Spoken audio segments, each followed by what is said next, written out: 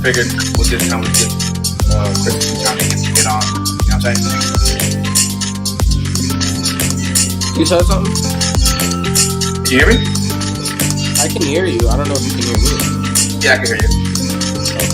Yeah, I was saying like I feel like 5 minutes to Chris time to kind of like push over. Yeah. I sent him the link Need too. time to catch the breath.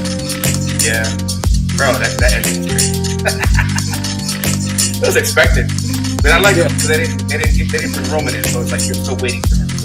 They're saving it for that and the fact that it's like the last thing you want is for Roman to still fall. Yeah. Yeah.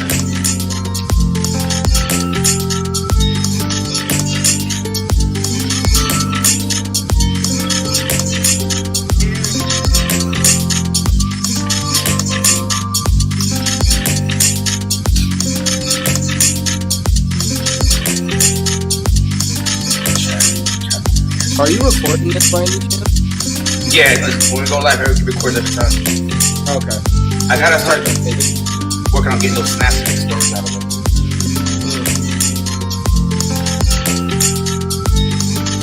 So I'm gonna keep it real. I have no idea what that is going. This is like the first year where I really can't tell you what's going on. No, I don't know either. I have no idea. Really got 3 people watching, bro. Hey, You got how many people? 3 people already. Viewers. That's crazy.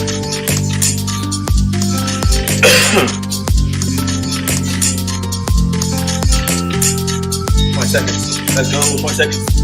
You want to get that little Vince McMahon thing? I knew you were gonna ask me that. Might as well. Alright. Yeah, 'cause I like the way you worded it, so like, you know.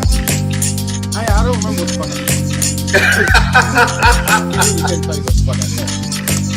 It's the ADHD, bro. I'm telling you, it's terrible. It's a beautiful and terrible thing.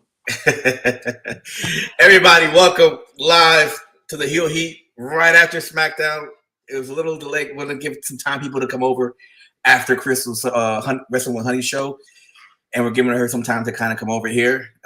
It's Jay, the casual booker of 2024. Calling that. Let me fix my name. I didn't even know Joe's had name still on here. Oh man, there you go, Paulinho. There we go. We ready. We good now. All right. So, Jay, do you want to give our brief little announcement about Vince McMahon, and so we don't have people asking about that and walk away? Let's just address the elephant in the room. We all have seen and heard about the allegations and subsequent lawsuit impending about Vince McMahon. We on the Heel Heat, as much as we like controversy and drama and things of that nature, when it comes to things that are this serious and specifically dealing with Vince McMahon, we'd rather not comment until we fully have a grasp on what the situation is.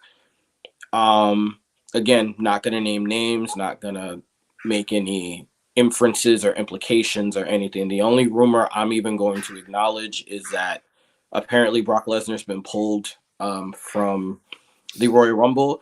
And just before we got on here, it was released by Tony Khan that Vince McMahon has been removed as chairman of the board and from the board of TKO. So Vince McMahon now officially, again, has nothing to do with WWE. He's pretty much just been given his future endeavor papers, and that's about as much about Vince McMahon that you're probably going to hear us talk about.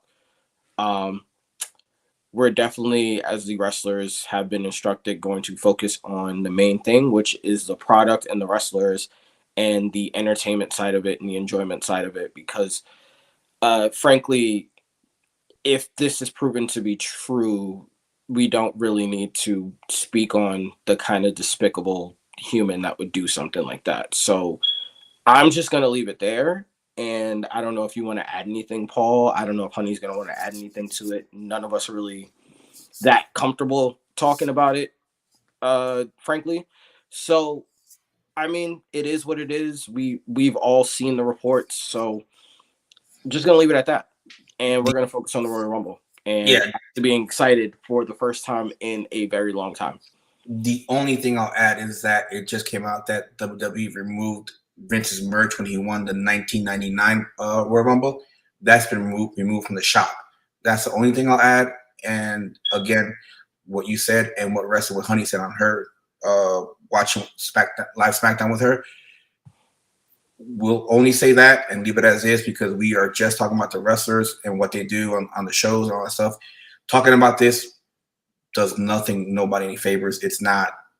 I mean, those women, they've gone through enough. If it's true, if the allegations are true, they've gone through enough, and so we'll let things go as they should. Let the legal system go through. Let the lawyers and all that have their day in court and do all that stuff. That's you want to hear more about that? Go watch a lawyer show or other show. Go watch a Dirt Sheet podcast or like Wrestle Public or something. They'll probably cover it. We're not going to talk about Wrestle that. Talk or Cultaholic or any one of those other places. We're not going to talk about it. No, I don't want to. I don't want to have that about this. This is not a place to talk about that. Nope. It's not cool. And my camera just zoomed into my shoulder. I was about to say, I don't know about what your camera is trying to do for dramatic effect. But there it is. All right. So today's show, what did you think about SmackDown? Better than I thought, but as I thought, there wasn't a lot of it there that I frankly cared about. Honestly, like every segment kind of set up something else. So there wasn't. The only thing that was kind of disappointing is the Kabuki Warriors winning because it feels a little bit like a hot shot. Okay. It just feels a little bit like a hot shot to me, but it's because I want to build new names and new champions and new legacies and things like that. And for a regime predicated on longer title reigns, the fact that they hot shotted the women's titles off of one of their newer, probably the freshest tag team for the women's division that they've had in a while, just to hotshot them on what they consider to be a bigger act is just kind of distasteful to me.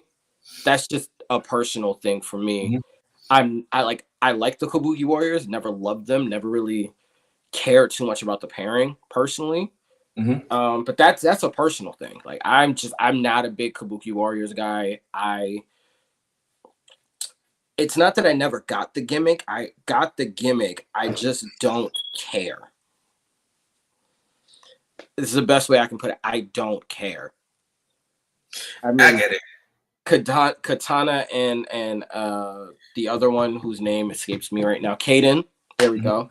They were different. They were new. They looked different. They like you saw for someone who watched them in NXT, you saw them build from this random pair to being an actual tag team, and kind of reminded me of the tag teams of old where you got to see them grow. They never had a team name, which always pissed me off, but you seen them in real time develop like combo moves and combo move sets and tag team finishers and all those other things that were just really cool to see the growth. And to then just hotshot it on the Kabuki Warriors because, hey, they're attached to Bailey or they're attached to our, senior biggest stars. It's like, it just feels real corny to me. And to me, the whole damage control thing is kind of getting overdone because it's like, I've been waiting for them to turn on Bailey for the longest, and they keep dropping the seeds of them turning on Bailey. And I'm like, all right, cool. I'm patient, but I'm not that patient. And Triple H is expecting us to be really patient, and I don't like it. Yeah, and I already have my theory with that thing. I was gonna I told Crystal when she was in her life, I already had my theory about why. Again, with like you remember, I told you I was worried when they were gonna hotshot it back to Piper Niven and Chelsea Green because I want because the reason why I like Katana and Kaden is because they're like a true tag team that was breaded and gained everything that was came through NXT. So they were a pure tag team. And I get this switch on the storyline aspect because I believe what they're trying to do now is what they were going to do with Judgment Day. Yeah. And here she is. Let's bring it. Wrestling with Honey. Ew. Hey. I was telling Jay, I was gonna tell we were talking about the Kabuki words and the title switch. Here is my theory with it. Unbelievable. My Yes, theory let's hear is the storyline they were gonna do with Judgment Day in regards to like, hey, if you're gonna be here, you need to hold the title. They're bringing it into the Damage Control and the Black Lotus group. So because you have, but it makes me wonder what are they gonna do with Dakota Kai because of the fact she holds no title. I think they're waiting to see when she's cleared. I heard rumors that she's close. I don't know. She's been hinting it too. Yeah, I don't know what the timetable is for her injury. That's as far as I know. I know she's close, and it's been said that she's close. That's so about it. I can see they keep her as like a mouthpiece for them. Yeah. Until like she is cleared, and then it's only a time from there where they sever ties with her. But I think that's a way to get my biggest thing out of there, storyline wise. Yeah, my biggest thing is if you're gonna do the White Lotus, I'm fine with that. But was it white or black? I can't remember. Black Lotus. Black Lotus. White Lotus Black is Lotus, the White Lotus. show. Between the TV shows and the factions from New Japan, I can't keep up anymore. So bad. Too much. It's one of those situations where it's like if you're gonna do it, I remember they said they were hinting at trying to get another Japanese wrestler from one of those promotions that I don't really remember right now, and it was gonna be like a foursome situation. Over from Japan? Yeah, Shimmer. Was it Shimmer? It might have been Shimmer. I don't remember. Okay. But I've heard nothing on that front, and I've heard no signings recently. So I don't know. Like maybe tomorrow. Maybe tomorrow. I don't know. Like I said, I'm waiting for them to go back and do it, and for them to like fully lean into the Lotus. I'm just gonna call it the Lotus because I can't remember the freaking color at this point. The Lotus. You know what? I keep thinking White Lotus. I'm thinking of The Last Airbender. The White Lotus. That's probably why I keep saying White Lotus. Not gonna lie to you. Oh my god! I know that sounds bad, but I that's can't where my stand brain. you. I'm sorry. I can't. That is where my brain goes. So like I see it. You see it like even when Bayley went to go like celebrate with them, they were completely ignoring her. You know, hugging everybody else is hugging. She's like, oh, hey. And then she kind of got pushed up to the side because she's not a hugger anymore.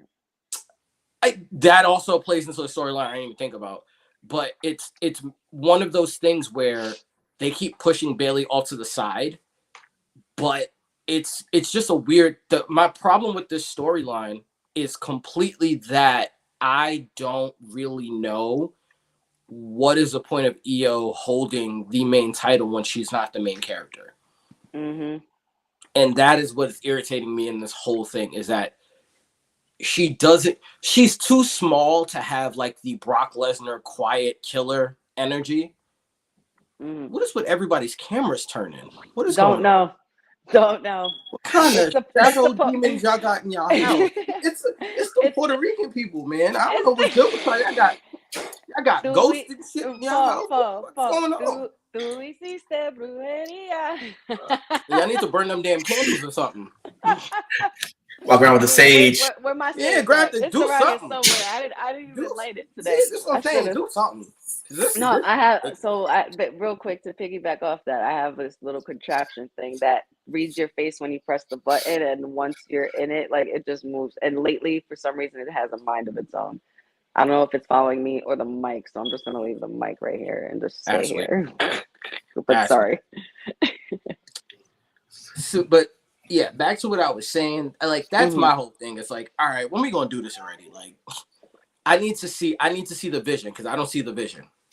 I can see the seats being sold tonight, more coming out tomorrow, and I could probably see the breakup happening at Elimination Chamber. Yeah, going into Mania. But again, that to me just goes into the show tomorrow and goes into my predictions. Yeah, it just I'll get to the predictions when I get to the predictions, but that part of it sewed into my predictions. Yeah, there's something I'm gonna say, but I'll wait till we go to Women's Royal Rumble. Yeah, because it plays part of it into that storyline. Right. I will say SmackDown kind of surprised me tonight. Yeah, in a weird way, in a very strange Like way. I'm like, why am I so hyped for this right now? Yeah, Like, you like know, there like was I a was couple of cheering parts. when Trick came out. Yeah, they did good. We're like giving you enough. We're not without overdoing it, and not we're like they're like it's a dull show. Like what was it the last with the one for Survivor Series? Yeah, it was Like dull. It was Mhm. trash. So I guess whatever they reviewed it and like, all right, we got to do something better because we had to give them enough. Where it's Back like, to the drawing board, yeah, where Yeah. you tease and then give a little bit back and wait. But till tomorrow. again, just wait till tomorrow. I love Okay. how they're integrating stories from all 3 shows now. Yes. Mhm. Like Oh my it's God, not like yes, I said NXT that. is so separate where like these things are happening and then NXT is its own thing. It's like you're forwarding all of the tension throughout. So it's like if you don't know, then you're like, what is this? Like I kind of want to go back and now watch NXT because I need to know what that whole exchange between Trick and started Mello this? was. Mm-hmm. Yeah, and they hinted at Elektra when she was talking with what's her name. Yeah, because she dropped the name of Legado del Fantasma. I'm like, oh, we're acknowledging this now? Okay, cool. Yeah. And then it brought me back to when Elektra was pissed that she didn't get called up when Santos wanted her to be called up. That wasn't a creative move. That was more so Vince intervening and being like, no, I want one of my more established stars to be in the LWO because Puerto Rico. Like, and She ain't have to do Zelina like that though. she didn't, but to me, it's like you finally give her someone else to feud with. Yeah. And you have you have a ready-made feud for whenever we see Raquel again. Hopefully tomorrow. Yes. But whenever I forgot about Raquel. To me, it's like whenever she gets her skin thing under control is when she'll be back. I understand. I completely get it. So whenever that happens, I feel like that's a collision course kind of matchup that we're like waiting to see. And then you kind of add into the fact that even though Elektra got called up, she still has a story through line with Lola Vice. Yeah. So she's almost playing she's playing 2 sides of a coin because she's definitely a face on NXT, but now a heel on the main roster. Yeah. And it's because it's a weird kind of, but I understand why they did the whole thing with Lola Vice now because it didn't make sense when they were doing it, but now it makes more sense. Yeah. The Trick thing just confirmed what I've been saying, and I don't know why we needed to have this confirmation of is Trick really as over as we think, or is he NXT over? No, Trick is over. Period. Over. Period. End of sentence. All that says to me is WrestleMania weekend. If he doesn't win the title at Vengeance Day, then it is probably to set up him versus Mello at Stand and Deliver, and then a rematch with Ilya or whoever is champion come post Stand and Deliver. Because which to me just means that Trick will probably get called up around either SummerSlam at the latest Rumble 2025. It's going to be somewhere in that window somewhere. Yeah. And it's going to probably be on his own. It's going to probably have something to do with Mello, but not directly tie into Mello. Yeah. Just depending on what they do with Mello going forward. But especially because I have a very, solid suspicion that Trick is going to beat Mello at Stand and Deliver, and that's going to be Mello's send-off to be a full-time on SmackDown. And with SmackDown being the home of Logan Paul and all these other people, it does make me think because, again, there is this whole, we know Logan's probably not going to lose his title till WrestleMania. So it's like, who's the WrestleMania opponent? And I'm like, please, for the love of God, if they're smart, I know it's a lot to ask of Mello, but if Mello can lose to Trick but win the US title at WrestleMania, to me, that is the best thing you can do for Melo's brand and for Melo himself to establish him as a real threat in WWE. God damn. Fuck. Why is it doing that? I didn't even move. Y'all seen this, I'm right? telling you, bro, you got the you lights missed in the it. back. It's Last dark. time? It's the ghost. It's the ghost, bro. My camera zoomed in like on my shoulder, like right here, out of nowhere. I'm like I said, the ghost said, "Look at me." Look at me. I'm over here. I'm over here. Look at me. Over here. I personally, like, as much as I like the Karrion Kross thing, the only thing I don't like about this whole program with Kross and Lashley is I feel like it's cutting Bobby and the Street Profits out from the knees, because I don't know what they are now. Like, they were supposed to be heels. They were supposed to be, hey, I'm going to make you tougher, more serious. And that just whole thing got scrapped for the pseudo baby face. We're trying to see who the toughest guy faction is after Judgment Day. And it's like, I don't like it because it's not making sense. And then on top of that, the one thing that could have made it make sense is not on the show on the regular, because the US title's not there. So it's like, what are we doing, guys? And all your factions are heels. Like, you don't have any face factions outside of LWO, if you want to call it a faction. You don't have any face factions. So it's like, are we now DIY face? Tag? I said faction, not tag team. Apologies. Yeah, that one like really confused the crap out of me. Right, is like, I love that Kross is now getting the shot. Yeah, love that for him. Oh, do you?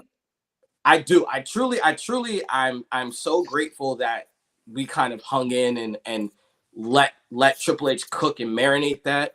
My problem is that, like, you have no reason, like, this feud makes no sense. It's just, who's the toughest guy in the room. He kind of went through Bobby already. He did that. Yeah, like, he went through Bobby solo, I don't really understand that either. What we're doing here. I could totally agree with you that on there, but and it's like, I think where they really fucked it up was where they tried to make the Profits heels and like be all tough and like serious, and how are you gonna do that and then bring somebody else who's more serious and more heel like, and it completely and could completely diminish everything that they were trying to do with the Profits. That was just dumb. Not even that. Your ready-made babyface faction in the club now has a leader who's heel. So it's like, now what are we doing with that? Right? What are we doing with this? And it's like, any other leader of the Bullet Club that you could possibly have as a leader of the Bullet Club, they're all heel. Like, they're either not in WWE or they're heel. So it's like, what are we doing? Like, why are we doing this? What are we doing? Yeah, and you can't have the Bullet Club as a face. They've never meant to be a face. Yeah. I mean, but that's the thing. Even if you weren't gonna have them as a like, they're your only options for faces right at this point. Right. That's the problem. They're your only option, and they're not even really a faction right now. Not to mention, they were the only faction with a built-in female member, because they scrapped the whole BFAB joining Bobby Lashley in them, or at least they scrapped it for now. So it doesn't make sense that you have Scarlett with Kross, and now you have Electra with Legado, and you have whatever Bobby and the Profits are, because apparently their name is The Pride, but they've actually never said it on TV. I don't want them to, man. I don't want them to. I don't like it. Here's the thing. Like the part that pissed me off, that really made me angry, is when they did the done, and then they held up the Black Power symbol. I'm like, this is not the Nation, and y'all making this the Nation. Yeah, and it's a bad version. Exactly. It's a bad ripoff of the Nation. And the gold suits, stuff like that. Gold, it's just like, it don't fit. Like, why are you dressing Bobby like he's the Profits now? At first, y'all was trying to get them to dress like him. What the fuck are y'all doing? Like, what are we doing? Is there really an identity crisis here? Yeah, I think that's what it feels like. I think that I think they're confused, because the problem is when they turn the Profits from faces to heels, everybody cheered for them. The thing people they didn't realize was, it doesn't matter if the Profits are heels or faces, they have a following. You know what I'm saying? So instead of just accepting, okay, they're gonna have their following no matter what, they're like, oh wait, we flipped them. Oh, they're get cheered on. And the way they think is like, okay, a heel needs to get booed. Well, unfortunately, it's not gonna happen with profits. They're gonna get cheered. People love them. They're like, okay, we'll make them faces with Bobby. It doesn't work. What you're trying to do with Bobby and them, it can't be a face. It's like what's it called? Business. What do you have? Hurt Business. Hurt Business. Hurt Business. Hurt Business. Mm-hmm. The name alone and everything, they were heels right off the bat. Mm-hmm. And the way Bobby talks, that's not a face. That's a heel. He's not. And it's just Agreed. That's what's frustrating with this. Like, it's literally that's the only issue I have with this feud. Mm-hmm. Like, I don't care if Bobby loses a feud to Cross. Like, I don't care if the Profits lose to AOP. Like, I truly don't care. I just am more frustrated that they're getting lost in the shuffle again. And they don't even understand what their identity is. That's what's frustrating. And it's like, like we were on the fast track to having Montez be a singles champion, and that's just gone. Out of nowhere. Now it's just like swept It's just under the gone. rug. It's And like it's it never like happened. it's very, very, very frustrating. What else happened? I'm wondering think- if go ahead. No, I'm sorry. I was gonna say real quick. I did hear that. Side note, just to piggyback off of Jay, is that B-Fab has been in the dungeon with Natty, training hard and doing well. Yeah, I seen it. So They just posted a video of Dawkins training with Ricky Starks. So like it's all He's been in the dungeon too. Huh? He's been in the dungeon too. That's how he lost all that weight. Yeah, because he started training in the dungeon. Yeah. So my like, thing again, is, he's another guy that can go for a singles championship at some point. It's just a matter of like, the problem that I have is that they are such household names with what they do that in trying to change them, the fans were receptive of it, but to just double back and be like, we're just going to make them more serious faces. And it's like, it doesn't work. Like it doesn't work. It's like you're fighting against your own, like you're booking them based on what the crowd reaction is instead of just booking them the way you want to book them. And I just feel like they don't know how they want to book them because nobody knows who they are. Like, I don't think the Profits know. I don't think Bobby knows. I don't think their writers know. I don't think production. And then when they do come out on their own, they still come out to the same music. Yeah, like, and then they come out to Bobby's music, and I'm like, I feel like Vince is the one like writing their story because it's like this Friday's like this really at 1 o'clock like this. Shh, toss it out. Rewrite it again. It's like this. Nope. Toss it out. My thing is, I'm wondering what's going to happen because they can't figure them out.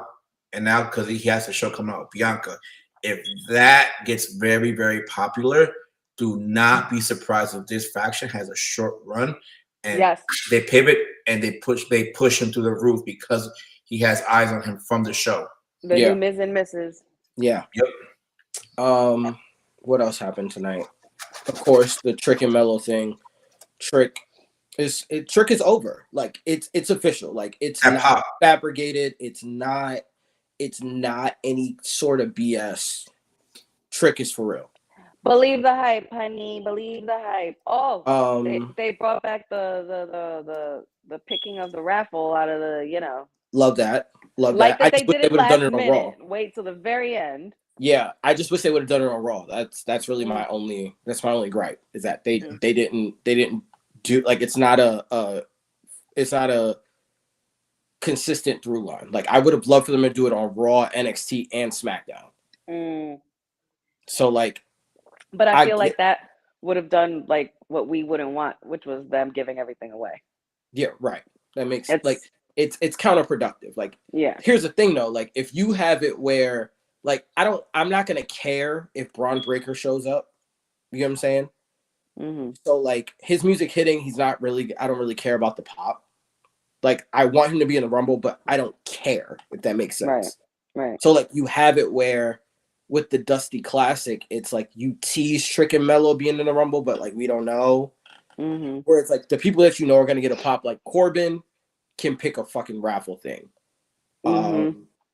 You can have it where like, oh, we're gonna have these matches on NXT to have certain people qualify. So like at least we know like certain people from NXT are going to be in the Rumble. We just don't know where. And then there's just going to be random others.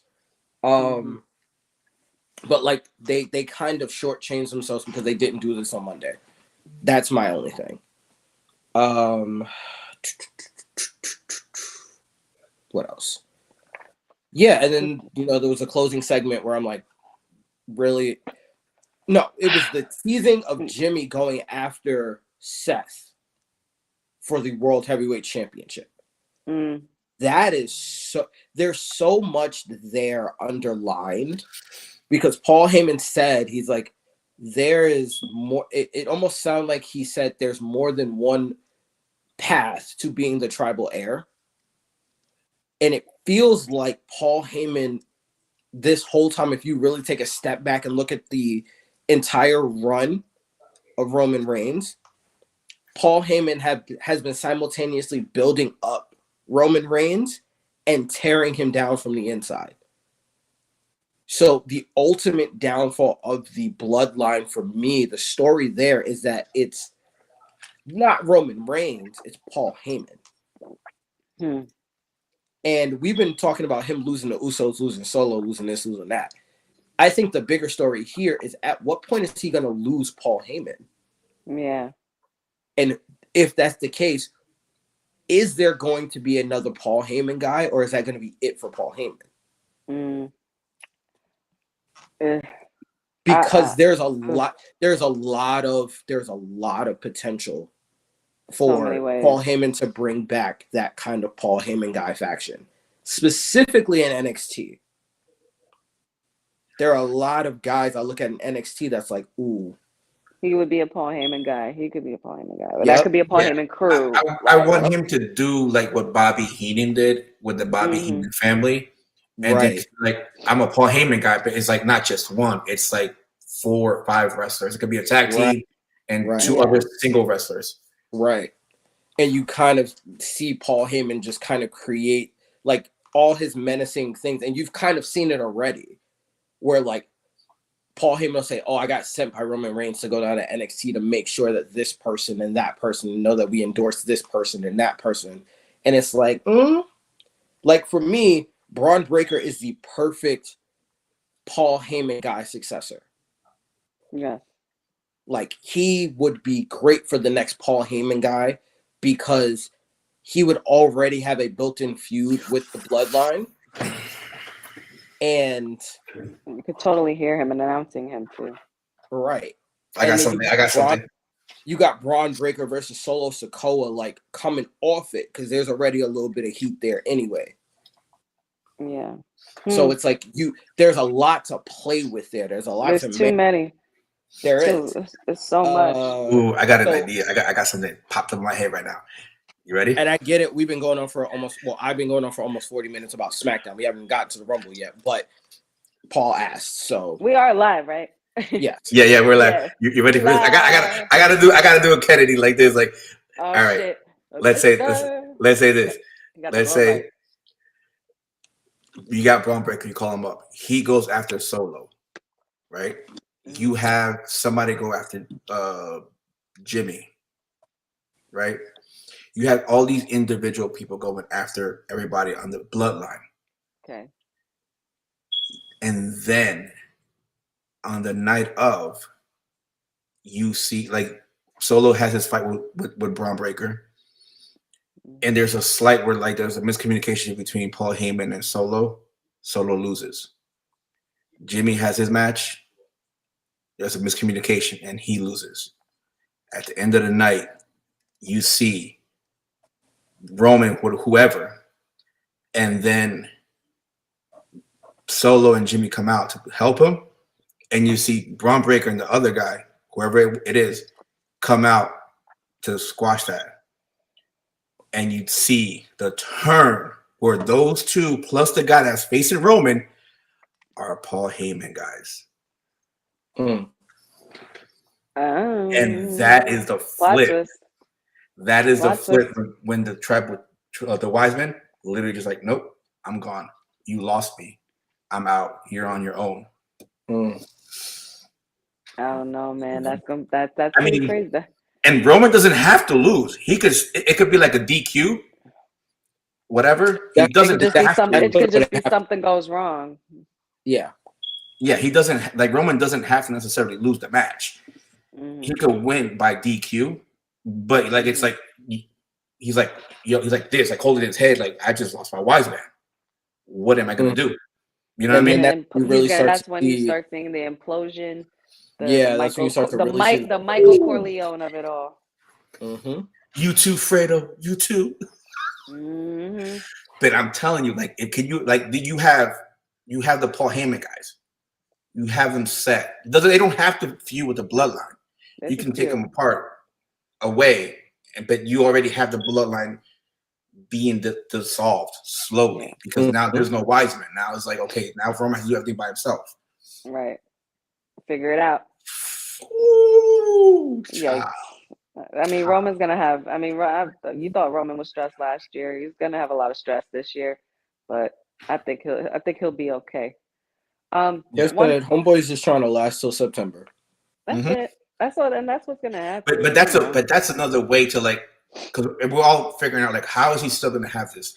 How is he gonna have this? And that's a way to keep extending his reign. Mm-hmm. You know what I mean? And keeping it safe without making him look weak because he's held it for so long. Mm-hmm. Right. Are we? I think that's pretty much most of SmackDown, except for one thing. I don't know if y'all mentioned it already, but do we have to talk about Hulk Hogan? No. Good. No. Good. Matt, I got you. Don't worry about it. No.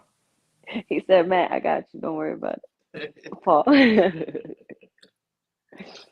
Okay, good. So all right, who's this person in the chat that's hitting us with like I'd like to talk to you about your extended warranty? Like, no, I want to offer promotions of our channel and viewers and shit. Well, I think we're okay. I think we're okay, guys. But thank you though, Quirky Fugic.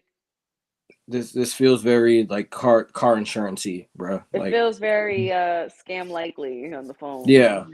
Type vibes. It's no shade. All right, so going now to the Rumble, there's like Jay has said, and you have mentioned it also on your show, Wrestling with Honey. There's only 4 matches on this card, but I feel like we might get thank God, what's that called? A match during the pre-show, just like a formal match. I'm not sure what it might be, but who knows? But how are you guys feeling about that Logan, Paul, Kevin Owens match? Kevin is going to make him look good. And Logan's been doing a lot of work. He just got the rub from John Cena on his podcast saying that he can be the next Roman Reigns. You know, like they're doing they're treating him like the big deal that he is because he's come out and said openly that he's not really into the world anymore. So he may make WWE his full-time job. So they're treating him like the big deal that he is. And I understand it. And John Cena's on board. And again, the way I've seen it, they haven't been able to hitch their wagon to a guy that was this raw yet talented since Patrick Clark. So I think they're looking for their Patrick Clark. I love that you use the government. Yeah, but the thing with listen, his interview, he pretty much said like he's buried and left behind Velveteen Dream. Which is so I'm not going to acknowledge Velveteen Dream if he's not acknowledging Velveteen Dream. I'm just going to call him Patrick. Which is because I wonder. Yeah, that's a whole other episode. That's an episode within itself. That's why I didn't even bother. The only the difference between Patrick Clark and Logan Paul though is Patrick Clark, he was talented, raw, and athletic, but he had a lot of the like wrestling IQ and history to help him like figure things out. You know what I mean? Logan Paul, we can't really gauge what he has. Like, I don't want to say he doesn't have any because I don't know. He hasn't really talked about it. Right. You know what I mean? So I don't really want to say he doesn't if he I might have mean, something. here's my thing. I feel like he was a casual, like a lot of people were. We're like, we were all kids. We were all big wrestling fans when we were kids. He just is from a younger generation where, like, we think about kids, we're thinking about The Rock, Austin, all those guys. That's not necessarily his kid. Like, I was a kid. The guy is like 20, what is he, 26? Let me see. Hold up. Let me pull it up. Got the I'm saying iPhone. ballpark, he's 26, he's 25, 26. Yeah, he is fairly young still. Yeah. So we have to think like wrestling in our late teens, early 20s. 28. Yeah, He's 28. 28? I was just gonna say 28 Mhm. years old. Okay, so He's an Aries? he's closer to. We're Like not doing me? that. We're not doing that. We're not doing that. We're not doing that. That's the wrong podcast to be mentioning right now. So he's closer to my generation. I see a tall, dark, handsome. He's closer to my generation than I thought. That's fair. So like he grew up watching. So okay, he did grow up watching The Rock, Austin, Cactus Jack, Mankind, like Triple that H, era Shawn of Michaels. Shawn Michaels. The second run. All those guys. So 2004. I think he has a certain appreciation for history and WWE and all that other stuff, and he's being groomed by the right people. So again, they're giving him all the tools. Like I think it's kind of going back to like Punk and Cody's promo battle, where Punk said like you were given all the tools to be successful. Like yes, you worked hard, but you were essentially handed all of the tools necessary. It's even Kevin Owens even said it. He's like they're giving you like the only way you wouldn't be successful at this point is for you to not want to be successful. Right. So I truly do think that they're gearing up for Logan Paul to be a pretty big deal in the next couple of years, unfortunately. After also, like, once he decides to be a full-time wrestler. So I hate to say it, but honey, don't be surprised. Do not be surprised is if within the next 2 years Logan Paul wins a world championship. I know. I'm not even gonna lie to you. I think that they are setting that up, and that's when they're gonna do the whole him and Jake and their whole crew walking around being that the worst kind. Like he would probably be a Miz type champion, but like times 100. Worse. Like so much worse, so much more arrogant, and then he already has a natural following, and then he has the buzz of I can go on my podcast, I can, I have Prime, I have all these other things where he can be doing wrestling full time, he can be on the road with them full time, but he has so many other avenues and connections that him winning the world title would be a very good way to expand the brand. And if you listen to what The Rock and Triple H have said for the TKO takeover and the Netflix deal, they want to take it and they really want to expand the brand to heights that we haven't seen it yet. And I think when you look at it, having Logan Paul as a world champion does that. So I think sooner rather than later, and I hate to say at the expense of some of the guys we truly love, and that may even be a storyline thing, he's probably going to be a world champion. I'm not going to say in 2024, but I definitely think somewhere between 2025 and 2028, he's going to be a world champion. All right. Well, I'm gonna go next because I'm not gonna sit here and act like there isn't potential in that for that to happen. Of course there is. It's Logan fucking Paul. He's the hottest thing right now. We get it. Do I personally want that? Of course not. But we all can't get what we want. Beggars can't be choosers. But it's logic. It's for people It's business who are total marks. It's yeah. business. It's a decision, and he's best for business, and he is very good. And if I had Shawn Michaels training me half the fucking time, I'd look the same way he would too. But Yeah. on the other hand, I am very much looking forward to enjoying Kevin Owens just beat the shit out of him and throw him around I'm everywhere. very curious about these spots that we're gonna see. I'm very curious and I'm very excited for them because since he's not in the Rumble, at least not to my knowledge, we need a moment like where he had last year with Ricochet. But now, what do you do when you're just with Kevin Owens? You better make it I'm, big. Somebody better be jumping off of something high or yeah, something. I'm assuming there's probably gonna be some kind of spot like that. The problem is, again, this is a straight up title match, so there is disqualification. There is And a I straight up understand title the match. rules of disqualification are malleable, but And with all of that being said, I'm gonna just say it, and my pick is Logan Paul. I second that. That is also my pick. Don't I want third it that. to be, but I third that. Yeah. it only makes sense. It's the only logical choice. And Kevin Owens, it's not like he needs a title to be relevant. No. No, it's a good match to have. I mean, Mm-hmm. the problem with only having 4 matches is there is no piss break match. No. Sorry to say it, but Yeah. it's tough. I So- think the Unless only there's way a you're gonna get a backstage piss, segment. yeah, you have to kind of catch it in like that low part of the Rumble where like you kind of see like, okay, these are the people that we know, this is the rivalries that we know. Let me just grab a quick, you know. Yeah. Yeah, but usually the piss break match is mostly for the people in the crowd. Oh yeah, no, you better just pee beforehand and don't drink nothing while you up there, because Yeah, you gonna I miss. don't know what I'm gonna do tomorrow. they're gonna have to be segments. I'm gonna be at a wedding. I don't even know if I'm gonna be able to watch this whole damn thing.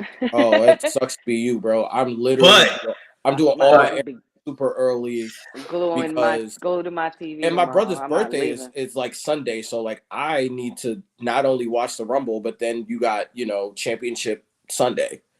NFC. Oh no, AFC. I will be at Raw on Monday though.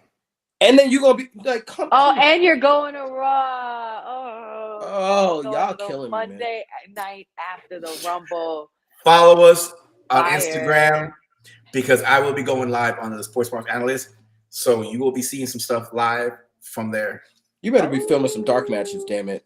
Yes, I I will need be. to know I will be. what I need to know dark matches. I need to know shit that they show during commercials. Word. Like we need the I need the info. real BTS, bro. Because Yup. Yeah. Oh, trust me. I'll be like, yo. just don't talk over it when I'm trying to watch the damn thing. Like, let them finish first and then start saying something. Yeah. Is lit for the seats? What section? I don't know what section. I don't know. I'm about to find out when I get there. My sister was like, "You want to go?" I was like, "Okay, here." I was like, "All right, how much? All right, here you go." Bruh. He said, "I'm just in there like swimmer." That's all I know. Mm-hmm. It's at the Amalie Arena, so it's not that big. So like, even if you're like up top, you're still good. You're still Okay, good. That's what's that's up. solid. Okay. But yeah, Nice. no, I unfortunately we all again. I don't see Logan Paul losing this until Mania. Oh, excuse me. Bless you. The problem is I have not seen or felt any real challengers that are worth taking the title, because as much as this was supposed to elevate the US title, it kind of hasn't. No, I think it's more like you're saying. It's more to use him as a way to get the title out there and more eyes on it. Kind of like what the NFL is doing with Taylor For Swift. viewership. Yeah, exactly. It's for viewership. But it's not doing anything for the US title in general. Mm-mm. And I thought that they would do more marketing around the Maverick moniker and the US title. I thought there would be more of that. Yeah. I feel like they'll do it after this match, because if you look who he's wrestled like recently, like you have Rey Mysterio. Ricochet. You have Ricochet, but if you look at it, Ricochet really isn't a heavy name on there. Mm-hmm. Rey Mysterio is kind of like, you gave him Roman Reigns, but we all knew he wasn't going to win that match. Right. But he got to win on Rey Mysterio, which is the twist on that. Right. But then you give him Kevin Owens and defending. So that's a good name to help build off of that. So That's how I feel they're going with this one, which is it helps build him and build the title reign. I just feel like they should have done more, and I get it. It's his schedule. He lives in Puerto Rico, blah, blah, blah, yada, yada, yada. I just think they should have had him defend the title more. At least 2 more times in between this block. Because I get you want it to be him being a marquee, but you have 3 of your 4 titles now not on TV at all. And Gunther was gone because he just had a baby. So at some point you had all of your titles, all of your singles titles in the men's division off of TV.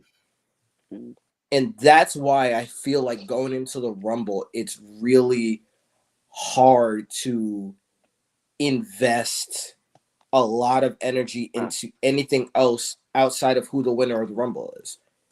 Like, there isn't a solid enough mid card. There isn't, like, with Gunther stretching his reign to what he has, it feels like it has to be something so big that it's like, oh no, this is again, Roman Reigns, it didn't, you couldn't figure out who the hell he would ever lose it to. And then Cody gets signed and Cody has that presentation at WrestleMania. And it's like, oh, that's the guy. Huh, psych.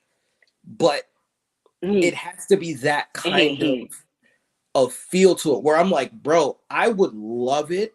I know it won't happen, but I would love it if Trick could beat Gunther and Trick be the one to take the title off of Gunther.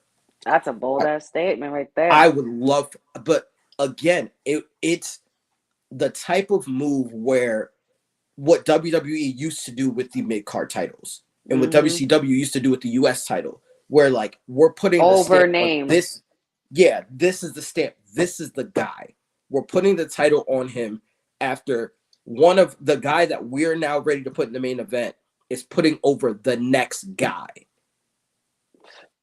You get what I'm saying? And it puts that title where, like, when you have that title, that's WWE saying, okay, we're putting this title on you because we want you to be the guy. It's like what they did with Drew when he was the quote-unquote chosen one, and they put the Intercontinental title on him. With Randy, before Randy took the lead, he was the Intercontinental champion. Kurt Angle, I believe, was also the Intercontinental champion at some point. You get what I'm saying? Like, that's what they used to do. You had a lot of big names under that Intercontinental I mean, again, picture. The Rock, Triple H, like Razor Ramon, Bret Hart, all the guys that we know now as the legends, all Bret Hart. You know, they were all the Intercontinental champions. Right. Like, they were all the Intercontinental champions first. Yeah. And that's what made the Intercontinental Championship so special, because they were telling you who the next guy is. And that's what they used to do with those belts, and I feel like you have with Gunther, you have a shot to do it again. But who takes the title of Gunther is so important because of that. Because now you've restored a lot of the luster and the intrigue behind the Intercontinental title. So now you have to parlay that to the next guy. And it's like, who's going to be the guy? Because, you know, Chad Gable was a great story. You know, storyline-wise, you had like Chad Gable, you had all these other guys coming after him, and you had you were using him to build out your mid-card. Yeah. And that's great, because now you just have a set mid-card of guys that you know are going to be mid-card guys. But the guy that takes it has to be the guy that you're telling us, this is who we want to be the future of our main event. So it is so important. But in doing so, you sacrificed a lot of your present roster to where many fans don't care about the guys who already exist. They're waiting for the next guy. Yep.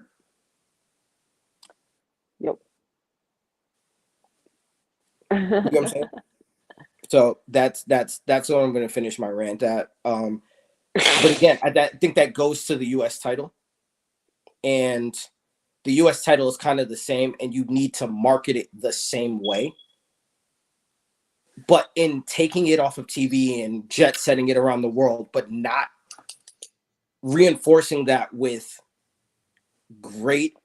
good to great ring defenses, cheapens the title to like, oh, this is a celebrity title. Like, I'm at this point waiting for Bad Bunny to take the title off of Logan Paul. And it's like, it's feasible, but it also like, it just makes me not care about the title. Right. It turns the title to a joke again.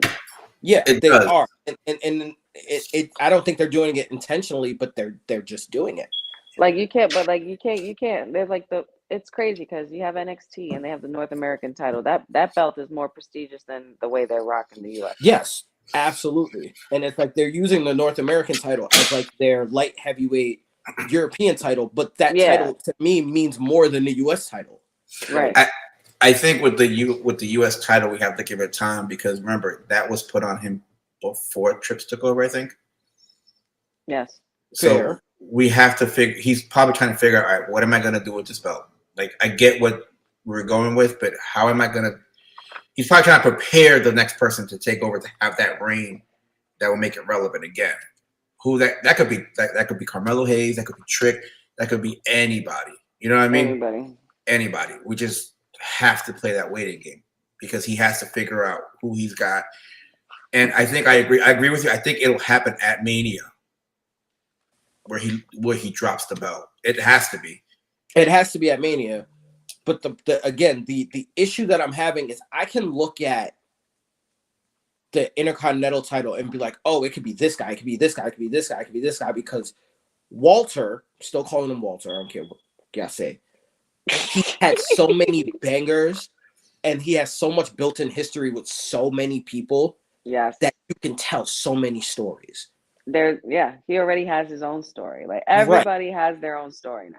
Logan doesn't really have that outside of the fact that he's an outsider that's now been welcomed in because he's proven himself enough to that, like, you can't necessarily call him a novice, but to tried and true wrestling fans, he's still an outsider. Yeah. He's an outsider who can wrestle. He's not really a wrestler. He's not a WWE wrestler. He's not that guy yet. And it's because everyone has had to they've been able to highlight what he's great at. But you've not had Logan Paul have a true blue, like, wrestling match where you look at it like, oh no, he can wrestle. Like, he can go. Mm-hmm. He's not had a lot. I'm hoping tomorrow is that. A lot of it's been one of those like rehearsed, kind of like with Bad Bunny, they rehearse it. Mm-hmm. So It's spot heavy. It's very spot heavy. Thank you, Luke. 11 out of 10 beard. God damn it! I know. I gotta clean mine up. I get it. Shout out to my brother Josh. Cleaned it up this morning. But I think that's what it is, and because a lot of his matches have to be planned out and they have to walk through it so much in order for him to be on the show and anything like that, it's gonna be a lot. So I get it if that's the case still, and I get it. And because, like you said, his schedule doesn't allow a lot of it, we don't even know how much he's actually training. He might just practice, like he might have been practicing tonight. No. They filmed that. I know for a fact, due to reports, he flew Cameron Grimes out to Puerto Rico, and he's been training with him almost every day. And Cameron Grimes he's a stud. He deserves, but Cameron Grimes is a dude. Cameron Grimes. I see Cameron Grimes as another Baron Corbin, unfortunately. Mm-hmm. And I hope he gets his due soon because that man is talented. He's small. Like the reality of it is he's small. Right, but thank God Vince is no longer there, so that doesn't matter anymore. So I feel like Trips will give people their due. It still does. Yeah, it still does. Like let's be real. It still does.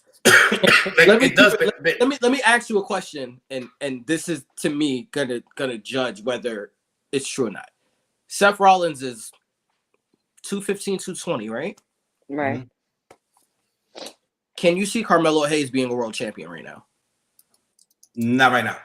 Can you see Chad Gable being a world champion right now? Mm, It's tough to say, right? That's undecided. You get what I'm saying? I could see him making a short run, kind of like a Kofi run, Mm-hmm. Yeah. but that'll be it. Can you see know them what I mean? Can you see them putting a world title on Xavier Woods? No. You get where I'm going with this? Yeah. Yeah. You get where I'm going with this? As much as we don't want to admit it, there's a look, there's a guy, there's a thing. Oh no, of course. Yeah. Where you look at them and be like, that's a world champion. Yeah. Melo has the look, he has the vibrato, but it's going to take Melo, because again, they list Melo at 210. Yeah. Melo's probably going to need to put on 10 pounds. He's probably going to need to put on 10 pounds of muscle, or at minimum 5, to look like a smaller Seth Rollins. Here's the funny thing. They have Melo at 5'10", and they have Seth Rollins at 6'1". There's no way. No lied about that. fucking way.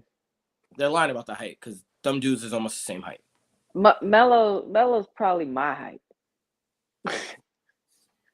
Yeah. I mean, I looked and it up. that's another part of it is Melo has the persona, but if you watch Melo on NXT, he looks like a world champion. Yes. Because but it's because the stage was smaller. It's because it's the Johnny Gargano little guy syndrome. Yeah. The Seth is stage 37? Yeah, Seth is an older guy. And this is what I mean. Man. I hate to say it, but we're graduating from that era. Like that era is on its way out. Yeah. Yep. Hate to say it. We're ushering out another era. Luke, and I'm gonna call it the Shield era. Luke says Logan great at big moment spots, and the rest isn't there yet. But isn't that all he needs in a way? It's not like he needs to be on the house shows, you know. Having him as an attraction is fine. At least he's an attraction. Yeah, True, but but I get that. But how long can you keep that going? You know, you can't so people get tired of it. Roman Reigns and Brock Lesnar can be those guys because they have the equity to be those guys. Right. Logan Paul, it's like you can't skip steps. You can't have Logan Paul be a world champion because he's an attraction, because then your world champion becomes a joke. Bad Bunny, attraction. He's a great attraction. I agree. He's definitely an attraction. Logan Paul's not missing that part of it. Yeah, he's not a world champion. Right. They're both missing what each other needs. Actually, if Bad Bunny was going to go full time the way Logan Paul did and went that route, but since Logan Paul's the one doing it, that is what he is missing. That's exactly he's missing that attraction power. He did get it in the beginning before because it was fresh, it was new. He was hot on social media and with the boxing shit and all of that. But now it's kind of wearing itself off. So it's like we need to give him somebody good after Kevin, especially if he is still going to retain. And that's the thing. If you look on SmackDown, you look down the roster, it's slim pickings. It's really slim pickings. Like, again, another guy, Santos Escobar. Flop. You give the man, not gonna lie, you give the man 3 inches of height. He's a world champion. But he's another guy that's like 5'9". So like, that's the problem. Wait. They have him listed as 5'11". Who, Santos? Ain't no way in hell Santos. No way. This is why. That's why I say they have him listed, because like I don't believe he's 5'11". He might be 5'11" in cleats. I have what I was gonna say. Yeah, I have him. I have him at 5'8", because look at his height and Selena's height. Ridiculous. There's not that much difference. Right. And Selena is like 4'11" on a good day. Yeah. She's You get what I'm saying? So it's like it's tough, because you look at a guy like Logan Paul. Logan Paul is what, 6'3", 6'4", a solid 225. Like, he has the look of what you want for a world champion. But until Logan Paul is a full-time, I see him every week type of champion or type of wrestler where you get him into legitimate storylines, and he's not just, hey, I'm gonna pop out because I'm Logan Paul and care about me because I'm Logan Paul. Like, that shit's gonna go dry. It's gonna go dry. It's drying out now. It is. And it's like, we knew. And again, the guy has had 6 televised matches. Yeah. And then he's the U.S. champion, which again, great for now. Well, y'all voted for it. Because you listen, when they throw it in your face, if it looks like a duck, talks like a duck, quacks like a duck, call the motherfucking It's a Daffy. motherfucking duck. Like it, call the motherfucking Daffy, call him Donald, call him whatever the fuck you want to. That's a motherfucking duck. Like that's Darkwing Duck, my boy. Like, come on. We knew what was up. The issue again I'm having, and I'm not saying that he can't get there. I'm not saying that he's not I'm not saying that he's not gonna get to that place where okay, yeah, no, he looks like a world champion. I'm saying right now, based on the trajectory that he's going in, without a more consistent schedule, it's going to hurt you more than it helps you. That's all I'm saying. But again, it's frustrating because again, damn near four of your men's singles champions are they don't defend on the regular. They don't. You don't really like. They've kind of squashed almost all of their competition. The hierarchy within the mid card and the upper, like main card, is weird because everyone's lost to the champion. Like there isn't a new or budding competitor pool, unless Royal Rumble they're gonna really like they're swerving us, and there's gonna be a lot of call ups in the Royal Rumble to freshen up the mid card and main event. Because right now it's dry on both shows, truthfully, and that's why that's part of the reason why I wanted Seth to relinquish it, just so that it gives us a fresh look going into the road to WrestleMania. I get why he didn't, and I get it's an ego thing. Cool, whatever, I understand. But that takes another title off of TV, and that's something that we literally have been fighting against for the last like 4 years. So it kills me because now it's like you're booking around the fact that you have absent titles. So it's like, okay, we can use this to build out blood feuds. None of your blood feuds make sense. Like, again, you have CM Punk and Cody. CM Punk barely wrestles. Cool. Cody's wrestling every night, but CM Punk, first match is going to be at Mania. Okay. What other blood feuds do you have?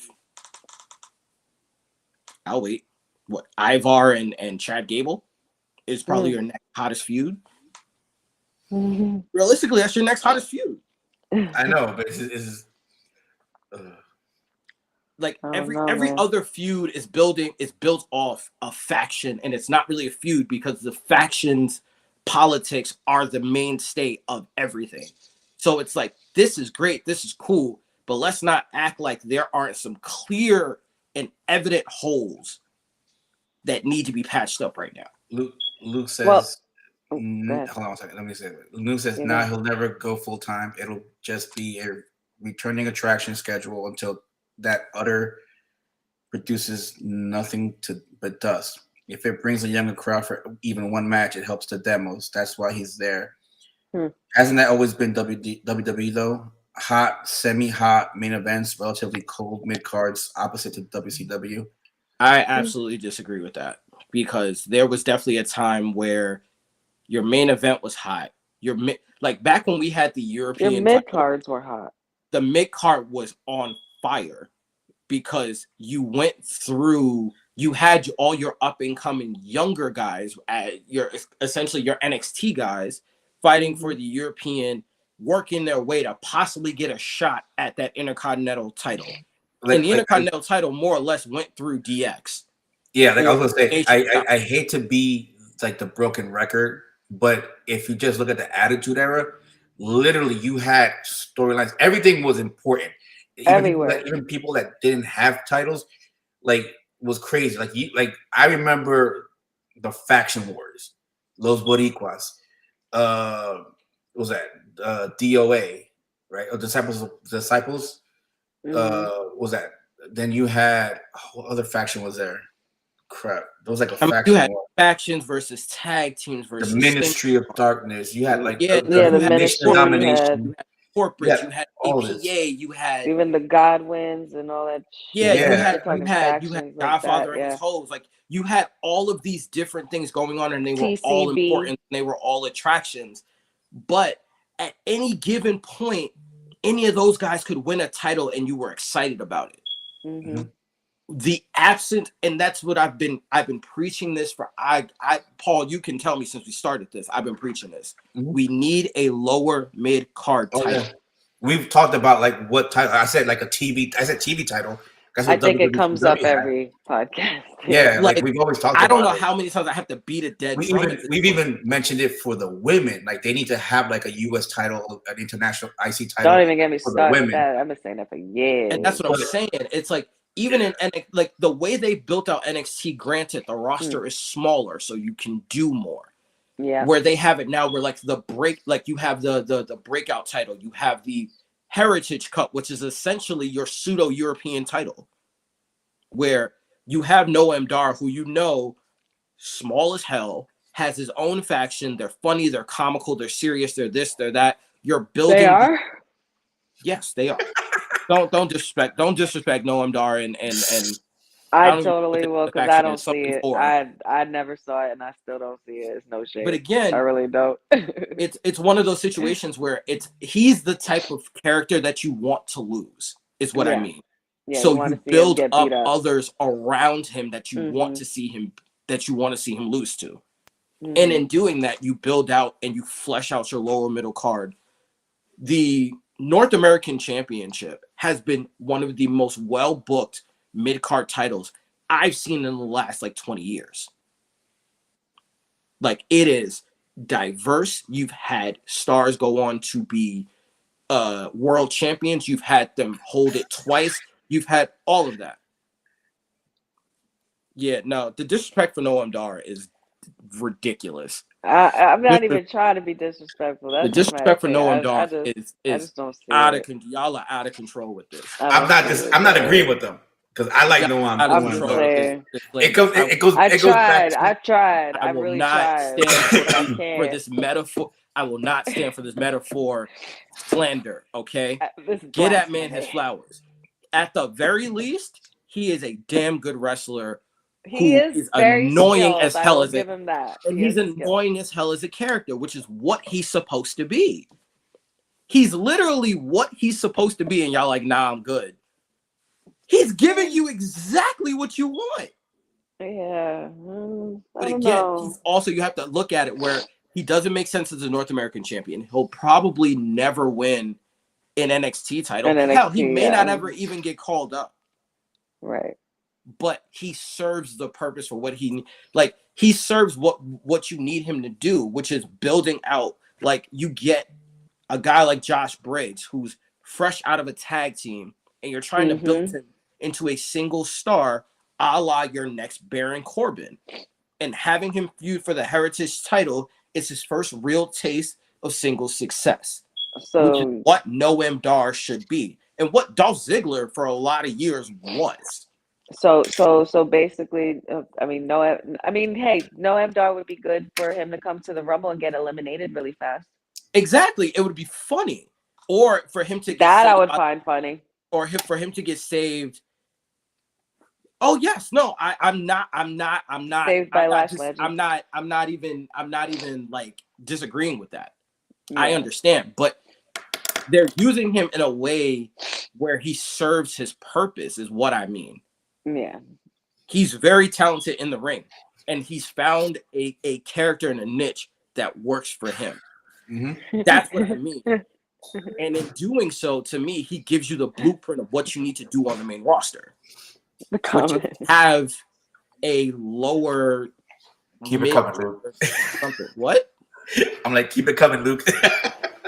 Yeah, this guy is just chuckle a little bit. But I mean, straying away. I mean, he commented the beard, so like straying away from KO and Logan, we've gone a long way from there. Yeah. Start. Anyway, last thought.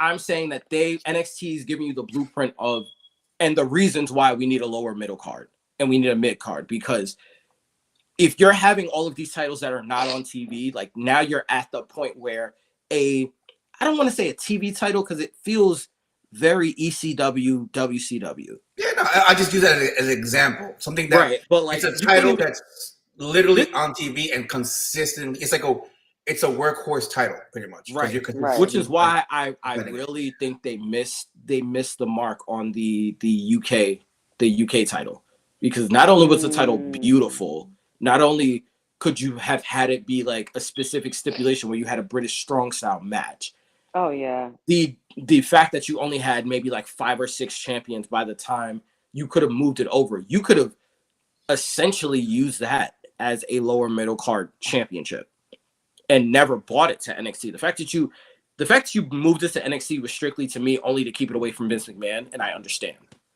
But the fact that you had to then unify the titles so that you had to retire it is what really, really just, it's a gut punch, because it was the perfect de facto for the women mid card for the men's lower mid card title. But something like that, you can even call it the damn TKO title for all I care. I'm sure that'll come soon. You need something like that. Probably after Or like WrestleMania. you can call, literally, I would be like, bro, the first episode on Netflix, you introduce some kind of streaming championship and put it on Logan. Oh, speaking of, That would be cool. Because of that, it'll be interesting to see like where the storyline goes, because literally it's on a streaming service. There is like no rules. No rules. We don't have to mute censorship. anything. We don't have to do none No of that. gotta censor. We could Love it. curse. We ain't nothing. That'd be interesting. I want to see somebody get thrown through a freaking Glass. table with blood. nail. Blood. I need to see blood. I want to see like exploding freaking furniture pieces again. I want to see someone get thrown through a glass, like inferno matches. I want to see. I want to see someone. We still have a live crowd with kids, all right? I want to see carnage. Okay, I want to see carnage. Let SmackDown and NXT be for the kids. Now when you got movies like Marvel and shit coming out, man, this would be for us. Like, yeah, this is our shit. You know? Yeah, like let Disney handle the other 2 shows. Now, yeah, this one for us. You know what's funny though? You know what's funny and hilarious? The coincidence that Raw, the red brand, is going to Netflix. Yeah, which the colors are red. That's like the coincidence. Like, wow. Yes. Anyway, what's the next match? Sorry. We're all in agreement on Logan Paul with the hopes of Kevin Owens somehow winning. That's fair. Well, Luke, I get that part, but because of the fact that they're on Netflix, a streaming service, they don't have to worry about sponsors at that point for that. That's true too. You know what I mean? Because again, Netflix has straight up had porn, like soft porn, as shows, and they've never lost any money. So I don't even want to hear that, bro. I didn't. My girl told me about one show. I'm like, wait, what? I'm like, that's on Netflix? I was like, what? Sex Life, all that. I was like, I don't want to hear about none of that. I don't want to hear none of that. Are you talking about that days one, the 48 days or 28 days or 365? whatever? 365. Yeah, I've heard about that. Yeah, like, bro, like, it's really it, reckless. I've heard. It's like if you could have shit like that, we can have the shit that we request on Netflix. Word. Yeah. All right. So let's begin with the. Should we start with the women's or the men's? Start just. I don't. Ain't there another match in there somewhere? Yeah. That's the last one. That's the fatal four-way. I mean, we could get through that one because that was quick. Because I'm like, that was quick, bro. That's not really a conversation that needs to be had. Let's go with the fatal four-way. We already know who's winning this. Who's taking the pin? We all know it's going to be Roman. It's just a matter of after tonight. Is it a situation where Roman wins clean? Or is it Roman still needs help and we're going through the whole Roman needs help as a champion? One thing I can give the crazy man with the golden beard that's kind of a journalist. I don't remember what his name is right now. He's like, we're getting to the point where we need to see Roman dominate and win clean. Do I want him to do that whole stacking bodies thing? No, I don't. That's corny. That's and it was already done. Yeah, it's already be done with 2 people. But I do believe that there needs to. The only person I can honestly see taking the pin would be AJ. Like wait. that's the only person I can see taking the pin. Could you imagine?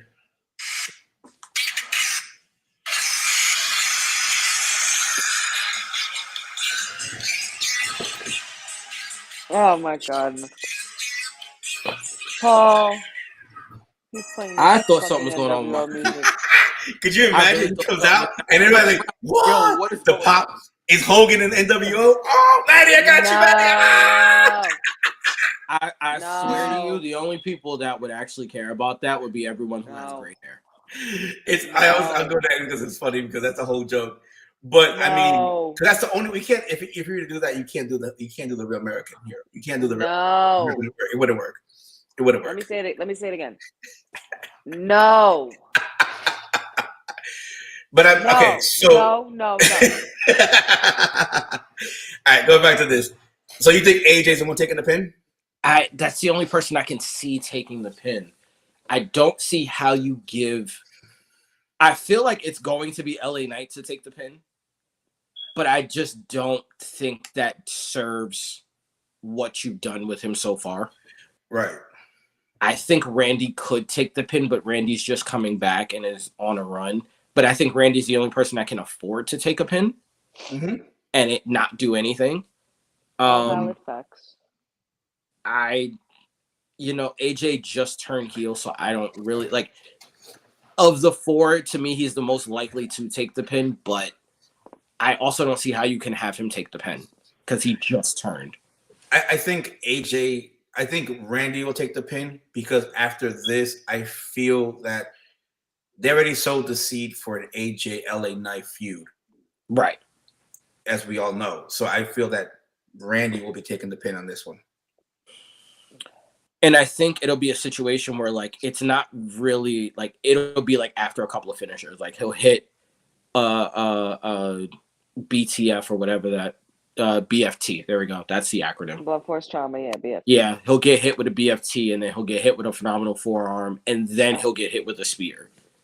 Like it'll be some combination of like multiple finishers, a table finish, interference, chairs. Like it'll be a combination of multiple things where it's like he'll hit an RKO and then get hit with something else, or someone will hit an RKO on him. That would actually be a nice twist for Roman to hit like an RKO on Randy and finish him that way. That would be dope. But it'll be something funky like that where that's how Roman will get the win.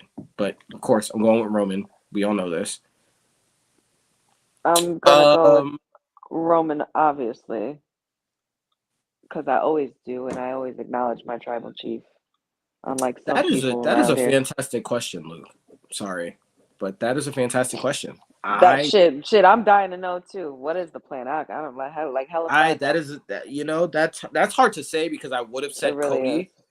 but the Cody CM Punk thing just seems a little too tantalizing. Yeah, it's juicy. It's pretty juicy. It's pretty juicy. So I don't know. I could see. This is what I could see. I could see Solo for Randy at Mania. That would be good. I could see that too. He was the one that sent them out. Yeah. They never really had their. Yeah. I mean, did they have their one-on-one on SmackDown already? I don't think so. It was. I don't remember. Jimmy. It was a clean finish. No, it was Jimmy. It was Jimmy. Yeah. So I mean, the Roman match is going to go one of two ways because my tribal chief always finds a way to win. But it's either going to be Roman. Randy is. I could see him being the only one to be able to afford to take a pin. So I'm with you on that. I do see either Roman pinning somebody. I don't know who it is, but he's either going to win clean or it's going to be a DQ. I mean, I feel like he's going to have help. It just makes sense. Fatal 4-Ways. There's no DQ. Oh, that's right. Fatal 4-Way. Shit, no DQ. Wait a minute. Oh my God. So that completely erases everything I said earlier too. Well, either way, Roman's winning. And I guess I will go with Randy to take the pin. Yeah. It's going to be interesting to watch. Like, we're all agreement Roman's winning. It's just a matter of who's taking the pin. I think we're all agreement it's going to be Randy.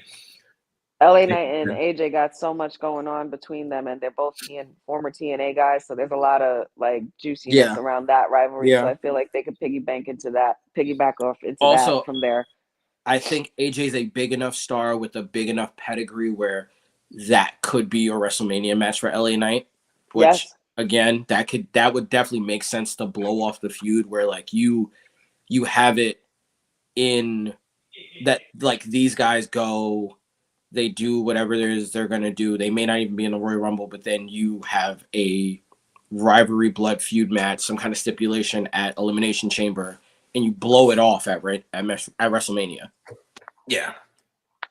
Or you get it started at Elimination Chamber, and then it's like, oh, it's like maybe a double DQ. Yeah, right. There's no winner, something like Is that. there Or count out in Fatal No. Four Ways? No. no, it there's like can't nothing. It- Anything it's- goes pretty much. Yeah, it's no rules. It's just you have to pin the person in be. So the ring. somebody from the outside, I mean, I don't know. I mean, That's well, the thing. whether the no DQ will be called, but somebody's gonna help Roman win. Right. It's It's gonna not be. gonna It's be gonna be the clean. bloodline. It's gonna be like this. We all know that. So that's Well- why. That's why I'm pushing towards for Randy. Like Luke was asking, what's the plan for him? It's got to be Solo. Phone charger. I wouldn't hate it if this is in some way, and honey, you're gonna love this. If somehow, some way this ties back into Karrion Kross.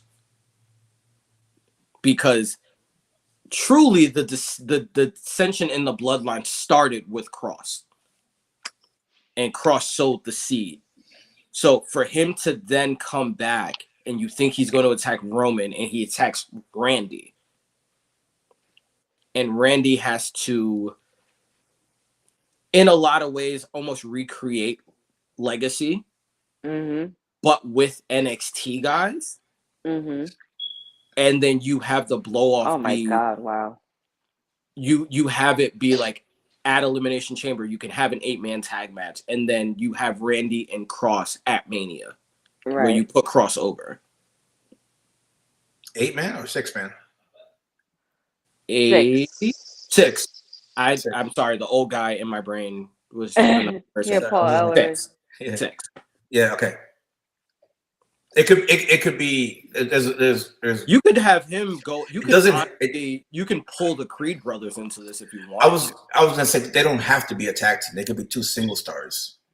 That is true. The only reason why I'd rather it be a tag team is Mhm. then you don't necessarily have to worry about the dissension in the ranks kind of situation. And Kross hasn't made enough enemies to be like, you can pull this guy from this feud and this guy from this feud. And I get it, but it allows you to have that faction that Randy would have to serve his purpose for that limited time. That's the way I look at it. It would depend on who they got to do it. Of I course. It's Of very dependent on that. Yeah. I'm just really glad that you took notice to that because honestly, I've been on Cross's coattails for quite some time. I've been keeping a very close eye on him, and I'm glad that he's finally bursting on the scene the way he needs to be, looking And he- packaged right. Yep. He's Yep. the big man on campus in the Oh, faction. that He's that got intro the today chick. was great. The like and his hair is growing. His like you could see his evolution coming. And by the time he gets to Roman, it will be complete boss mode.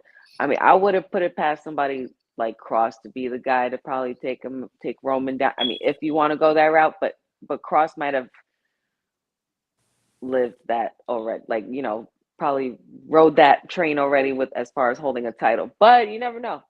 Like I I you can never know. see- He I can is see one of Kross, Triple though. H's kids. Yeah, I could Yeah, see Triple Kross H's doing kid. it though. I You know could what I'm see Kross, and I hate that it would be this title. And again, that's why I hate where the shows, like the fact that mid-card titles are show specific. Mhm. Because I could see a guy like Kross being a U.S. champion, even though the U.S. title and Kross don't really go together. The Intercontinental title and Kross go together more. But I could see that being a thing too. Especially because, like, It's not far fetched now. Maybe last year nobody saw it, yeah. but I sniffed And it. especially because, like, here's the thing. I'm waiting. My biggest domino that I need to fall right now is those tag titles. I need to know what they're doing with the tag titles. yeah, Because with all of these factions forming on SmackDown and not a lot of factions forming on Raw, it's almost like Judgment Day has to deal with tag teams on Raw and factions on SmackDown. They're gonna be dealing with a lot. So where do they fall? Because again, there's about 5 factions. 4 of them are heels. 1 of them is an anti-hero. We don't really know what the fuck's going on. I will also give you a side note, Jay. Royal Rumble is a season where factions form or crumble. So some of these factions might not even be a faction after this anymore. Also true. Well, So the only you reason why I never say know that where they might go with it. because a lot of the factions are new, is why I say that. They're all very, very new. So I can't really predict their downfall this soon. Let's get to the women's Royal Rumble. This is the highlight of the Royal Rumble. This is where I get a fucking headache because I can't. I got possibilities. I got theories. I got stories. Here's the thing. I think I need to let me stretch because the reason why they haven't and notice they've done very little talking about the women's Royal Rumble. They haven't talked about. They literally the graphic showed 4 people that we know are going to be in the Royal Rumble, and there's 6 women on paper. Oh, there were 6. I saw 4. There was 4 on the graphic. It kind of shocked me too because I went over it earlier with myself and I was like, wait a minute, there's 6 names that I see. Yeah, there's 6. When I refreshed WWE.com so many times today, it wasn't even funny. Okay. But Nia, Bayley, Becky, and Bianca were the ones on the graphic. The other 2 that obviously they wouldn't put there, but it's Maxine Dupree and Ivy Nile. Okay. So we have 6 women that are actually noted for the Rumble. Which to me, that opens the floodgates. Baby. Like, you have 24 spots to play with. Like that is like a fantasy booker's dream. They can do so much. Like, and again, we also don't know the status of a lot of injuries. That is also my biggest thing. I don't know, because I know Jade got hurt within the last 2 months. I also know Jade's mom died in the last 2 months. So I don't know where Jade is. Wait, whose mom? I forgot about Jade that. Cargill. Jade's mom. Yeah, I forgot. I completely forgot about that. So I don't know mentally where Jade is. I don't know wrestling wise where Jade is. But I do know that last I heard the plan was for her to debut in the Royal Rumble. So that's what I think would happen, but I don't know. Honestly. I don't know. So Jade is a possibility. She is waiting in the wings, though. I'm not putting nothing past Triple H to pull the trigger on anything. I mean, because you've seen what he's done. Yeah, it depends more on her mental, and she's ready to come back. Well, also because she's also her coming off ring ability. Yeah, I think you can cover ring ability in the Royal Rumble. That's what I'm saying. I think you can. She'll have more than enough to work with. Right. Yeah. There's to me the possibility of Scarlett making her in-ring debut. Because I think Scarlett is a very fun option that you can throw in there. I don't know why they won't use Scarlett. I love Scarlett. I don't think that they won't use her. I think you look at the champions that you have, and it's very difficult to use her. Ooh. There's no spot to put her in just yet. Yeah. No, I know. But I'm just saying, like, I never understood why they didn't try to even, like, push using her at all since she's been here. Right. Because Vince if people seen her, like, I don't know what the fuck Vince was watching, but her indie shows and her house shows were fucking sick. She was an attractive blonde with a nice body. Yep. We'll get to this one shortly, Luke. We'll get to that. I'm very curious to see if there are going to be any returns this year. I feel like they've tapped out on a lot of their returns from a women's perspective. I do feel we'll see a lot of call-ups. I do think we're going to see a lot of call-ups. I do think we're going to see Naomi. My question is Sasha Banks. Are we going to see Sasha Banks? It's her birthday weekend. I truly don't know. That is one question that I'm like, would I love it? Yes. Would and everybody else? Yes. I would also hate it because I don't feel like I saw enough Mercedes Moné. Me too. Here's the thing. Not that I want to. All right. not the one I'm looking for, but it's time for story time. It's story time. It's story time. Story time upon me. Story time. Story time. All right. Oh shit. So this is where I say we start getting the seed, and this is where it breaks off. Black Lotus and them. This is where it breaks apart. This is when they turn on Bayley. And who is there to help Bayley out? Sasha One of the 4 horsewomen, Becky Lynch. Oh. You have You them think in she the ring. would? Yeah, I think she would. Then you have them outnumbered, and then you hear this. You think she'll bring that persona to WWE Yes, and the boss will be totally gone? You think she'll come back as Mercedes Moné? I believe so, because we have to remember, she said Sasha Banks will not be coming back to WWE.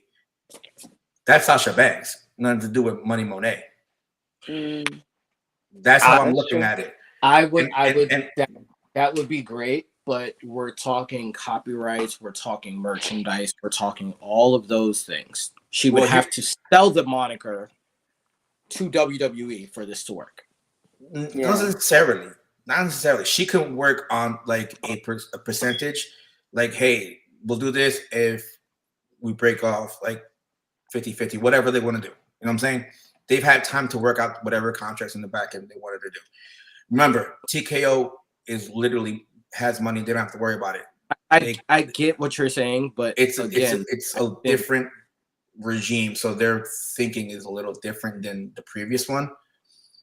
So I think all of that is true, and I think if Sasha Banks wasn't such a pivotal figure in the ethos of WWE, that would be a possibility.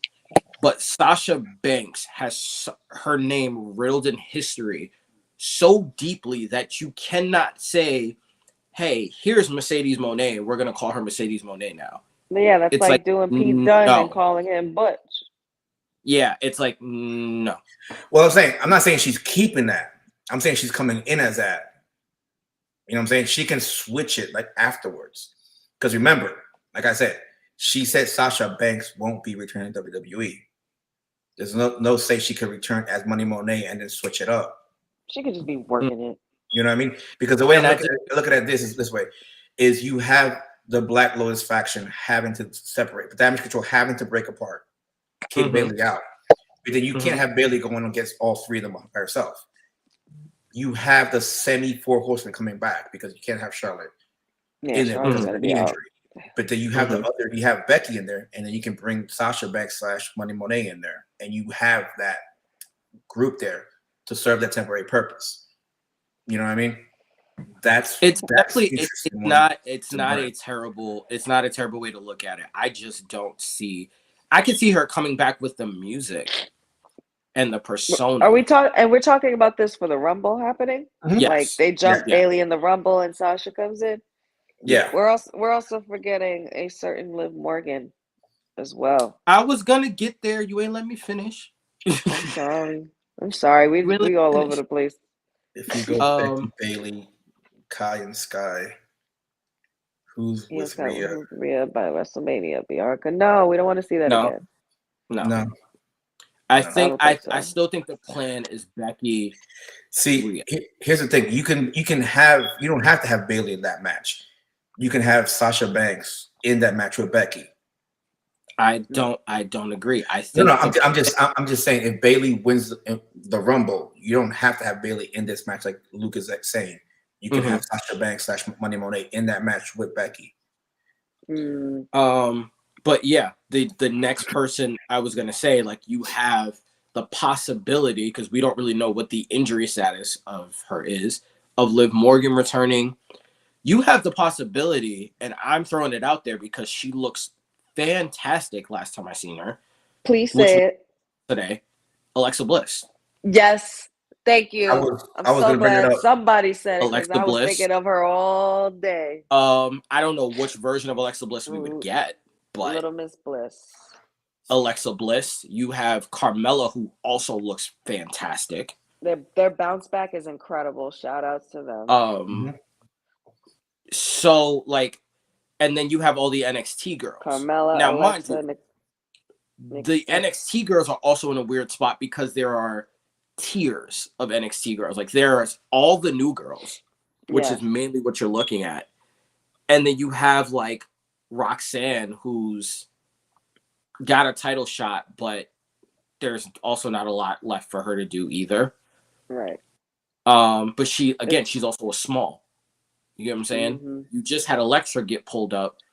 So it's like you could definitely make some debuts on that end, and you have those few that you can build off of. It breaks my heart that Cora got hurt right before, because I feel like Cora would have been the perfect woman to have a run and get called up. Yeah, because she would have been it. She has, she has what you want. You have the whole, like, you have your Lash Legends, you have a bunch of women on NXT that's on the shelf. I do have a request for a Tiffany Stratton appearance at this Rumble. I believe that 100% should happen. I need her there. That's why she's been off TV. I need that the same way I need Trick. So yeah, you have the possibility of like a Lyra Valkyria showing up, even though she is NXT champion. We've seen NXT champions in the past. We've seen that happen. Yeah. I mean, it's like you said, Jay. Like I'm sure Rumble, Zelina will be in there somewhere. Yeah, we know Zelina. Yeah. Zelina's already talking about her Rumble Lola. fit. So like Jay, it's like you said, the Rumble is a good one where you don't have your abilities don't have to be so high, because you can hide a lot of it, because you can just do little spots here and there. It's more about the interest and the pops and the surprises for the fans that are in attendance and at home watching. And like how many times have we seen it? That's what's hard to figure out this time around, because the women's division has cooled significantly after being so hot for a couple of years, because you have your marquees, but we've seen all those matches already. Yeah. The next big thing would be Jade and like someone like Cora Jade and those people, but there's the injury like situation. There's Charlotte in the history thing and the injury thing. So it's really hard to kind of, does Trish Stratus make another appearance? Does Lita come back? Does Victoria come back? Does Jacqueline come back? There's the whole like Mickie James thing. I think the biggest pop for tomorrow is probably going to be Naomi. If I'm keeping it 3,000, unless Sasha Banks. The biggest pop is going to be Naomi coming back. Okay, so here's the thing: we have to look at free agent women wrestlers, right? I'm looking at a list here. It's January 1st, right? Just to show up. I'll give you a little people that are here. You got Billie Kay, Peyton Royce. They're free agents. Oh shit! Peyton is pregnant again. Oh yeah, Peyton is.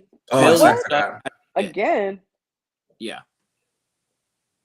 So both a note of both of them. Billie, I think, just had her kid. What's to say they don't bring Mandy Rose in just to see how the crowd feels? I would love that. I would love. She's been playing real coy, so I would personally love that. About Mandy. I would absolutely love that. Bring it back, please. I don't know why they let her ass go. Why they let her go. I hate to say this. Stupid. Again, and ironically, the person who brought the hammer down was like your John Laurinaitis and Kevin Pritchard and that regime and those guys. So pot calling the black on that one. Exactly. Oh yeah. Shit. Oh yeah. Fucking hypocrites.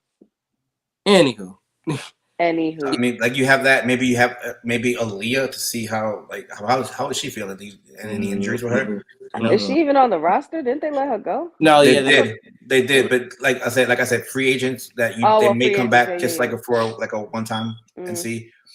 It's always good to see. Hey, how's the crowd feeling about you? Like, where's the pop looking like? No. Aaliyah James. Who? Aaliyah James. She's NXT UK. I don't know. I don't even know who she is. first Not one. not really That remembering tells you that everything you one. need to know. I have no idea who that is. Can I just say the other words? Go The ahead. other name? AJ Lee. Can we just say AJ Lee? That's Just for shits and interesting. giggles. Can we just say it for shits and I giggles? mean- Just I for mean, shits and I giggles. feel I'm not I saying it's don't- gonna happen. thing. I don't. It's like calling Baba Yaga. Shits and giggles. They've That's all already I'm done saying. Molly like 2 years straight, bro. Like That's true, bro. I don't know about the Molly I don't thing. care. And please don't say Yeah. Irie either. I Now don't know. you want to shock people, bring back Sable, because that would make people gag. That No. would make people, No. but you don't want to do that no. now, obviously. Brock would not let her come back. Brock would. Mm-mm. Well, she also had a clause in her contract where they're not allowed to mention her or anything like that. Well, Yeah. here's the funny thing. And that me and Jay spoke about the whole Vince McMahon thing. We want to talk about it, but I saw somewhere where Brock literally said when he and Sable got together, his biggest emphasis when they were together was to get her out of WWE because he knew literally what was going on. I can't remember the wording exactly, but something about like, I know what goes back there. I don't want her in that world anymore. Mm-hmm. And I'm like, wow. Yeah. But it's like, what? Yeah. AJ Lee is interesting because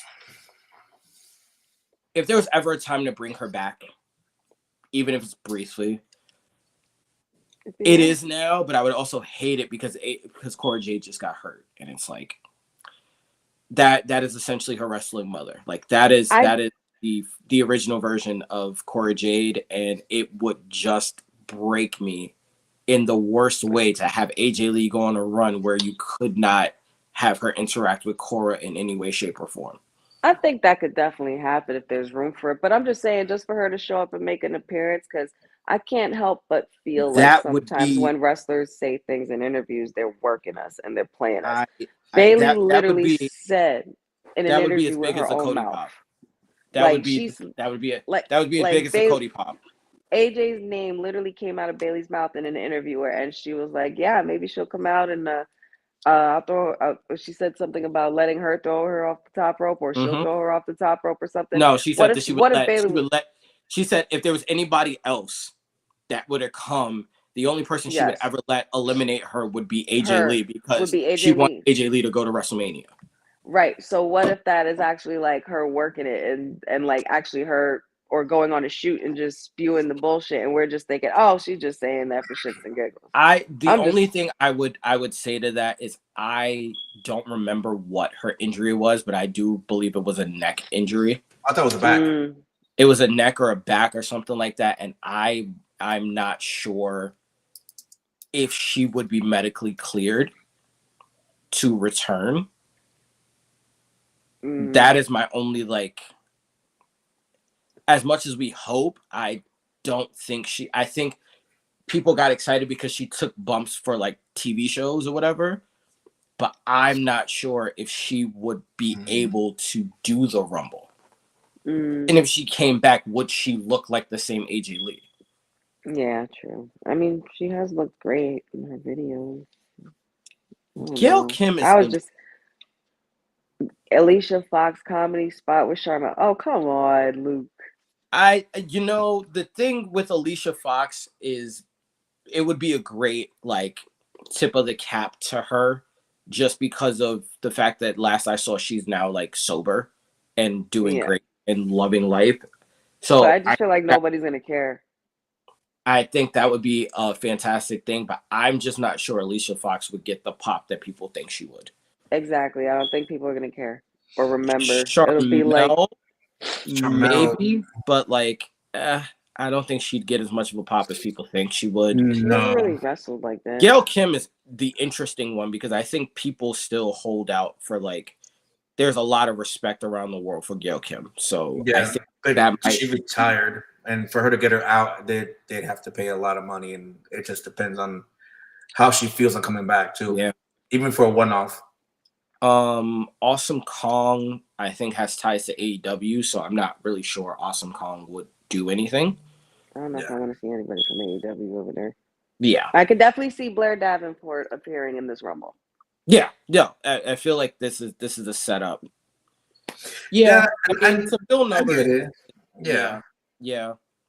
I I get think it. they may test run some of the younger NXT girls too. hmm We still have to make a fucking pick. Here's the thing that I think we all have the same pick though. We have one of two people. yeah, AJ, it was her neck injury, and she spoke about when she injured it too. It was in the match with Paige in 2015. Right. She was like, I fucked up her move. I like jumped a little early and I landed on the top of my head. Couldn't feel my legs, and they were like, "You gotta sell to hard camp." And I was like whispering, "I can't feel my legs."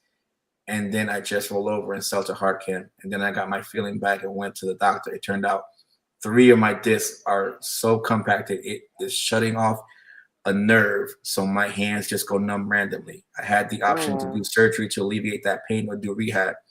And I went the rehab route. I was doing rehab and I was still on the road as champion. My hands still go numb, but other than that, I was very lucky. Wow, God bless her. So you know what I'm saying? Like, like It's tough. It's tough. Rough. It's really rough to We all like. can't be Undertaker. Yeah, right. Like we all can't do that. So like, as much as I would love for AJ to come back, and that would probably be in contention for biggest pop of 2024. yeah, Probably. I'm not. I don't want to get my hopes up for that one. Okay, I think it's more likely that we'd see Sasha Banks, Money Monet than AJ Lee, but it would be a great story. The women's rumble is tough because those that can get a return pop are starting to dwindle. Yeah.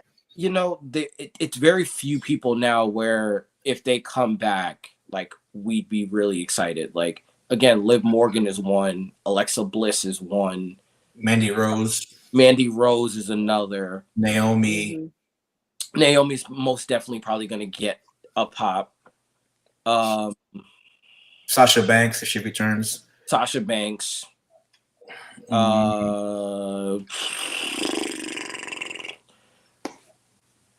not a lot of others. You know who's been really, really quiet and nobody said her name, and I'm glad nobody said it because we haven't seen her in a while. I just hope at least her face. We haven't seen her in a while. I don't know if you guys have seen her. I've seen her, and she's real sneaky in the background half the time in the shows. I don't know if anybody sees her little silhouettes lying everywhere, but Nikki Cross is somewhere around, nowhere to be found. Yes, Nikki Cross is also, not really being booked at this point.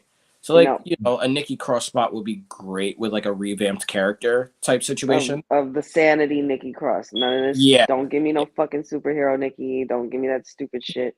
I would just, I freaking hate it because she's in AEW and she's probably not coming back. But Ruby Riott would be just, oh my God, I would love for Ruby Riott. I really wish she didn't go. I wish Ruby didn't leave. I really wish Ruby didn't go. I would love for Ruby to come back and really get a good and decent run. Yeah. Because it seems like the same shit's happening to her over there. No shade. Hell yeah, and it's dog shit. It really is. It's just crap. She's so underappreciated and underutilized. Like I love her look. I love her style. I love her mic, her promos. Like I love everything about her as a wrestler. And it just like she is literally a person that I'm like, you can put a title on her and she would work her absolute ass off. She can work any size, any wrestler. Her style fits. She's strong as hell. Like, and I love it's like we can do the alternative thing for guys, but they just cannot do it for women, and it's so annoying. I'm gonna get off my soapbox now, but like anyway, I have a pick, and then I have like a dark. I have a heart pick and I have a head pick. Okay. None of these have to do with my heart or my brain. This is just what's spewing. But hear me out. Okay. Nia Jax. I'm just saying that's my dark pick. I'm not saying that's the definite pick. She's not my definite pick, but she's a dark pick. I only say that because of the way she came back. And she came back so impactful and she's come back better. Her work is better and she's killing it. She kind of has a lot. Like, has she gotten pinned at all since she's been back? I don't think. I'm not quite think so, sure, no. but And she's rocking it. she has a smoke with Rhea, so like there's a built-in story there. Right. Becky, I think would be the obvious choice for everybody, but I'm gonna twist it up and go Bailey for my final main pick because I wanted to see more Bailey build up. I want to see a little bit of friction and tension going on between her and Damage Control, trying to force her to go to the other title. You know what I'm saying? While in EO do some like say some shady shit because you know how they like to boss her around. Eventually, that's gonna get old for Bailey. Because Bailey, when she cut off the ponytail and turned this into this Bailey, nobody's telling her shit. But she's hanging around Damage Control and Dakota Kai, and they're all of a sudden since Asuka and Kairi Sane came back, everybody's clicking click. Bailey's not really fitting into the mold. And I could definitely see it being a good opportunity where they start to lead down the downward spiral of Damage Control with Bailey winning the Rumble. So I guess I'll just say that. I'm gonna just give a shout out to like the French tips and the New York hands real quick. Like I was loving it. I was like, okay. I see you, big homie. I see you, big homie. Yes, sir. The Frenchies. Yeah, the New York came out real quick. The hand talking and do we see Julia? Who the fuck? Oh yeah, that's who I was talking about from Shimmer. Julia. She's like the biggest star, one of the biggest female. Oh, you said from New Japan? Yeah, no, she's not from New Japan though. She's from like their partner was. I think it's Shimmer. Got it. And I think Julia has a relationship with EO and all those other guys. So if Julia say were to debut, that would be like the final nail in the coffin, reintroducing Black Lotus or White Lotus or Lotus. And then Bailey is for sure gone. Right.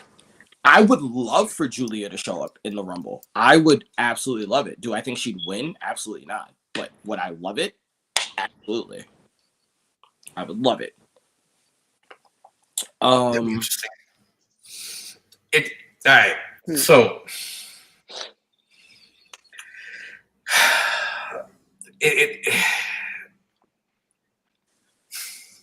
I'm looking at it and I'm leaning. Yeah, dog.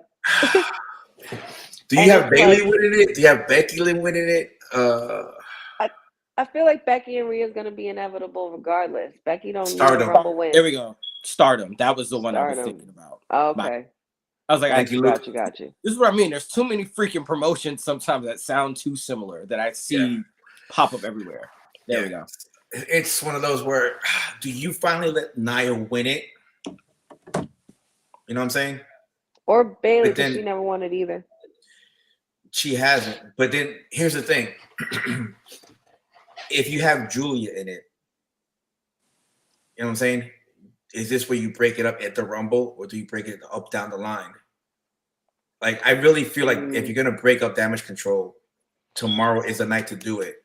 If you get Julia, like it has to be the time. And you can have that feud going into Elimination Chamber and then end it right there so that you get her ready for Mania. It'll be a short one, but if she wins the Rumble, that's my pick. But if she wins the Rumble, you can't have her feuding the whole time till Mania. You have to have her prep for her match. And if so, you can even have her feuding to go after EO. And this is Bailey. Bailey, got you.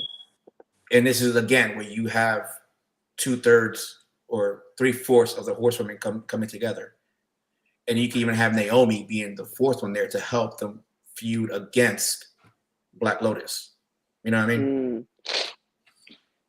And you can have that whole faction literally have a match at Mania as well. I don't think that the faction will have a match at Mania. I think the faction will have the match at Elimination Chamber and it's gotta be a group thing. The title match will be at Mania. If Nia wins, internet fans will set their sweaty gaming chairs on fire in protest. Chill, dog. Damn, Luke. Savage. Oh. I want to read this back to Matt because Matt would appreciate this because he's so not a Nia fan. If Nia wins, the internet fans will set their sweaty gaming chairs on fire in protest. But So I mean, here's my thing. I think. Go ahead. No, really quick because I forgot one thing about Nia that I wanted to say. Nia is not going to win. She is my dark pick, however, to sneaky win, but I don't think she will because there's going to be one person to ruin it for her, and that person's name is our motherfucking Truth. And it's going to be called Karma because remember what happened last time? There was an encounter between Nia Jax and R-Truth in a Rumble. It could backfire. I've noticed that he's been helping Mommy a lot, and you know, Judgment Day. Like I could 100% see R-Truth showing up at the wrong Rumble, and my bad. He's coming in like, wait. I remember, like he comes in at his right number, but he comes in during the Women's Royal Rumble. During the Women's Rumble, yeah. He drew a number, so now he'll come out to the women's and be like, "Oh wait, my bad." I can see. I'm just trying to help Mommy out. The way I look at it, I can see Nia literally like going in there cleaning house, eliminating 2 or 3 women. Quick, yes. pop. She's gonna have the cane run. And you know who eliminates her? Becky. Zelina Vega. No, Becky. Sorry. Becky's like, they still have that beef, you know what I'm saying? And they never really finished it. They never really finished the story. But go ahead, Jay. Your turn. I have a heart pick and I have a head pick. Heart pick, head pick. Which one we going with first? My heart pick is at 30. I think it's going to be at 30, personally. Really? Jade Cargill. I think they're going to strap the Omega Rocket to her, and I think she's going to be the person to dethrone Rhea Ripley. I agree with the second point. Well, final point. Here's my thing. That's why it's tough, because actually I said it, and now that I say it out loud, I don't agree with it. I think she's going to be the one to actually take the title off of Io. I think she'll take the title off of Io. Or Io or Bayley, whoever's champion at that time. That's where it's tough. She's appeared on all promotions, NXT, SmackDown, and Raw. Right. She could go for either one. Yeah, she hasn't really. And that's the thing. Like you could also see it. I feel like it does cheapen the Royal Rumble win just a smidget, but I could definitely see it because you have such intense storylines on Raw and SmackDown. Them having her go after the NXT Women's title and winning it at Mania instead of like Stand and Deliver or whatever. Yeah. I would be inclined to agree with you about Jade, but only if Charlotte was still in the picture. That's what I'm saying. I have a heart. That's my heart pick because I want Jade to get the treatment that she deserves. My head pick is actually Becky. Because they've been teasing the Becky Rhea thing for last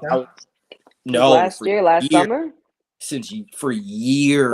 Well, since Rhea even got the belt. I mean, we've been talking about that matchup since Rhea was the NXT Women's Champion. Okay, so here's where I'm looking at for the Rumble, the women's titles. It's going to be Bayley against Io and Becky versus Rhea. Yes.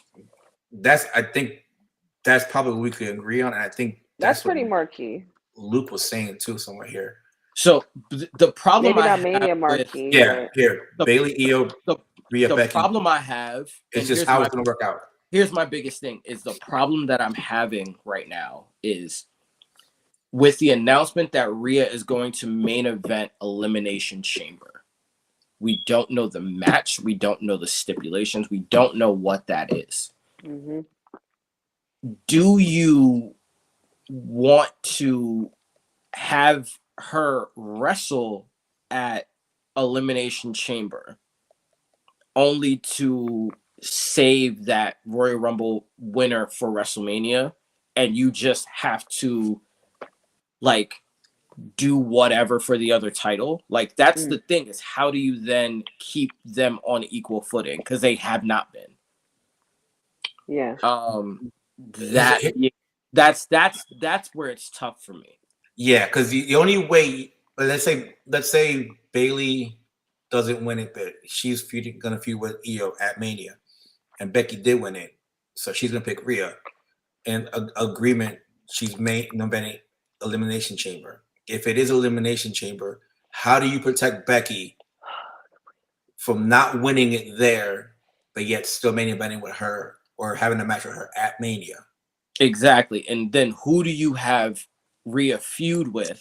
Unless the only thing I can think of is that you have Rhea wrestle Nia as the main event of Elimination Chamber in a straight up one-on-one match. My question is, what Elimination Chamber matches are you gonna have? You know what I mean? And we still don't know. We don't know. Because we still don't know. Because it all depends on what happens tomorrow night. Yeah, because if we look at it this way, it's like, okay, so you can have those matches build up either way. Like, it doesn't matter who wins it. The storyline for the feud is there for either one. Right. And where's Elimination Chamber again? Australia, isn't it? First, Australia. That's why Rhea's main eventing. So it's like one of those is like the feud. Well, it turns out you actually can win at home, guys. Yeah. For her, because we know damn well she ain't losing that shit. Yeah. Because like we were saying, no way they're gonna make her lose. The Becky Rhea's been teased.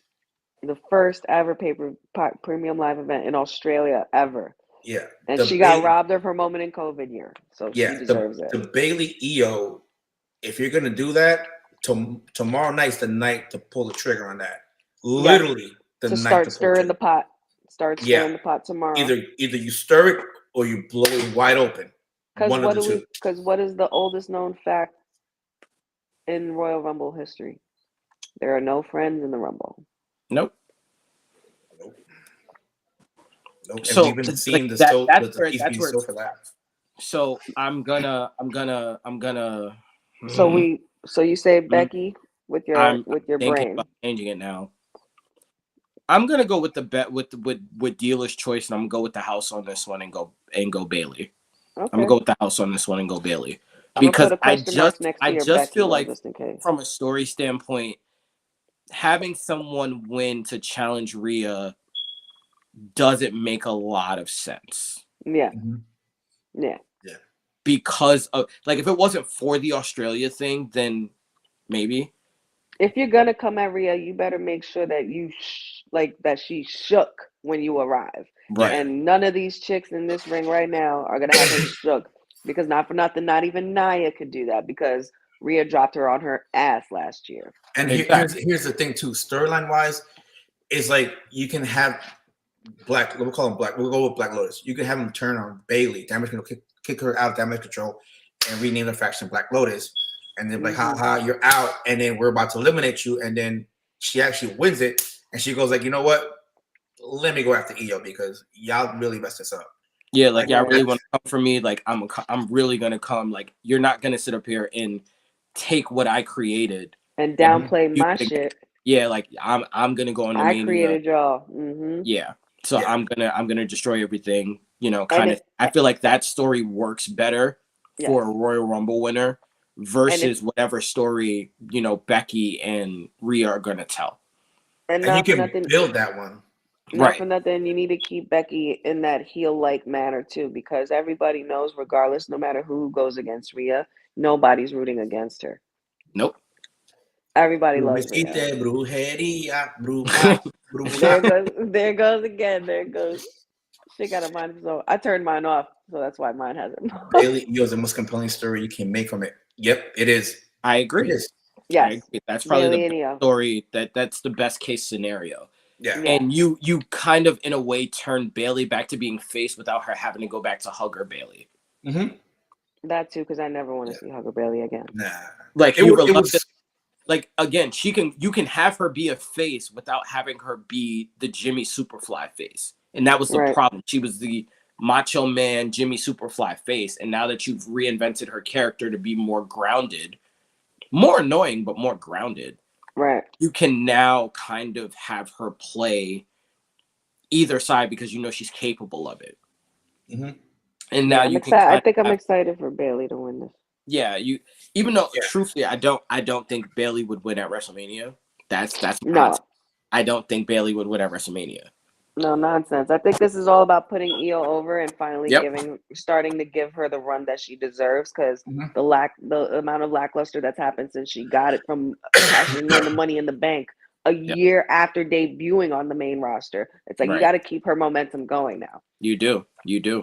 So And you have to kind of save the person to beat her to be, hate to say it, I think the person that should beat her should be Jade.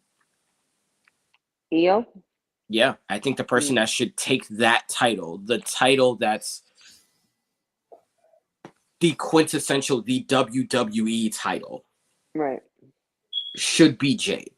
Because that, for all intents and purposes, you have Roman, who is a WWE guy. You have, Logan Paul, who's a WWE guy. Jade Cargill is still, even though she had her run in AEW, she's still kind of known as like the AEW girl right now, but she's still so raw that if you turn her into a even bigger star, she then becomes kind of the wrestling like enigma. Standard. She's been, like she becomes a standard. And then you have the Sasha. situation where now you have the perfect foil and you can get that beautiful run you got out of Bianca again. That you got out of Bianca. Yeah. Oh yeah. Because Bianca's better when she's chasing. Yes. When she's hungry. Yeah. Always was. Even in NXT. Yeah. She was always, but that's why she never Whether had heel or face. Yeah, that's why she never had the NXT Women's title, because she was always better as a chaser. And now you give her almost the antithesis of what she is. Yeah. And you can build like a long-standing rivalry about that, and it be diverse, fruitful, multiple layers. You can bring people in and out of it. Like you can really build or rebuild the women's division around that feud. Yeah. Which is something you haven't had in a while. Since like Becky, Charlotte Bailey, that whole thing. I'm gonna say this. I don't think she'll be on SmackDown. I think she'll either be on NXT or Raw. I think they will build her up, and I think she will be the one to take the title off of Rhea. I think that's also a possibility, but I think it's a possibility, but it's still too hard to say. The reason why I say that is because if you put her on SmackDown, you'll literally have her on the same show with Bianca. You kind of want to split them two apart. No, you don't. It's literally the opposite of what you want to do. That's I want to do it right away, because I want to see build up for that though. That's what I'm saying. And that's right. I think with Rhea, and I think that's the hot take of it all, is I don't think Rhea should lose the title anytime soon. I don't know. I'm not saying she would. I'm just saying you got to build up Jade first, but she will be. I get it, but you putting her on the same show with Rhea it's too much of a crash course. It's too much of we're waiting for Jade to take the title off of Rhea. Well, if anything, they should just keep doing what they've been doing with her and just have her sitting there courtside. You know what I'm saying? Just make little appearances here and there. Be backstage with Nick Aldis. Be backstage with Adam Pearce. But I mean, we're gonna get tired of that eventually, though. But again, we're gonna want to see her strap up. I think if you see, when you look at Jade's character, she is in front of the camera, very flashy, very boisterous type of character. I don't miss her. I don't think that fits Raw. Period. I don't think that fits Raw. At all. She could be like the female Chris Masters of SmackDown. It'd be great. And that's what I'm saying. I see her more on SmackDown with the Roman Reigns, the bloodline. You know, those. She's a name that's in the marquee. Like Rhea is the wrestlers. Like she's the female wrestler that you love. That's the one we've always wanted. Champion that you love. You get what I'm saying? Like Jade doesn't even fit the style of Raw. It did like she would feel so odd. I can see why you would say that. Yeah. The thing is, because the fear I have, the fear I have with her putting her on SmackDown is like Honey was saying, is like you're waiting for her and Bianca to go at it. Like, when are we getting this match again?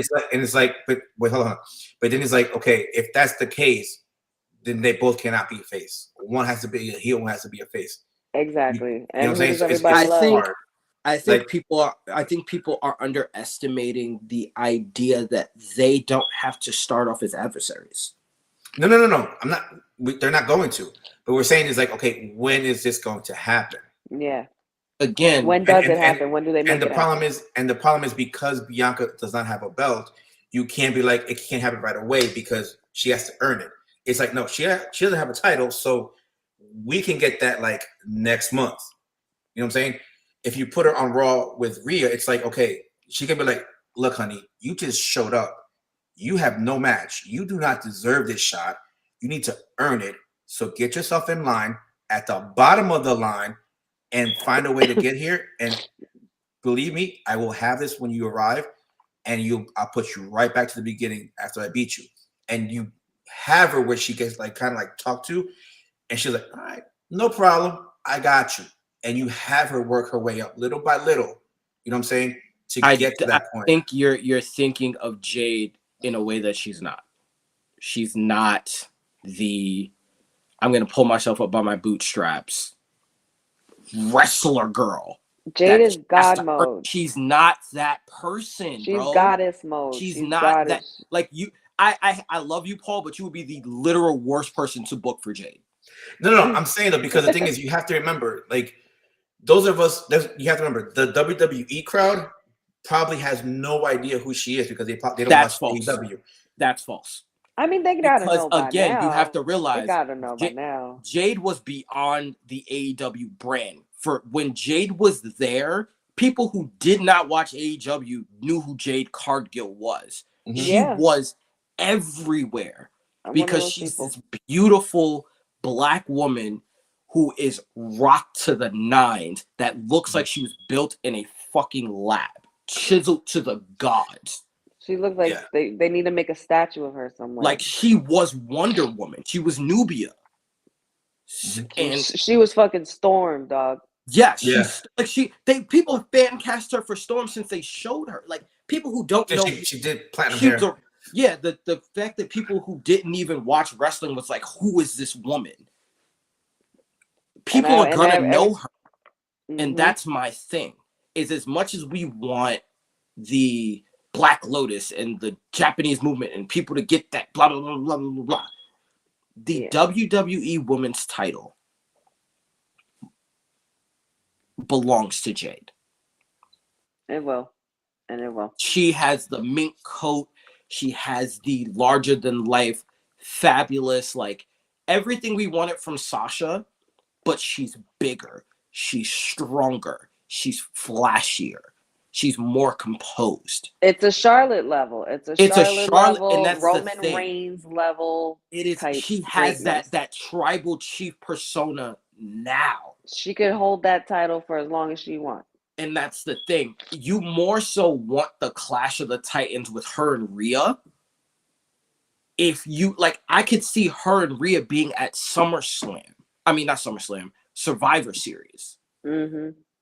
Because much like Seth and Roman, like the dynamic between Rhea and Jade is a similar dynamic to Seth and Roman, where there's one champion who's earned it from the bottom and built herself up to be this person. Yes, they're prodigies. Yes, they have the engine behind them, Mm-hmm. but they aren't the ones where you looked at it from jump and be like, they're going to be world champions. They had to make themselves to be that after bad booking and wrong storylines. Like the visionary thing didn't work at first. Rhea, when she was at her peak, lost to Charlotte when she shouldn't have.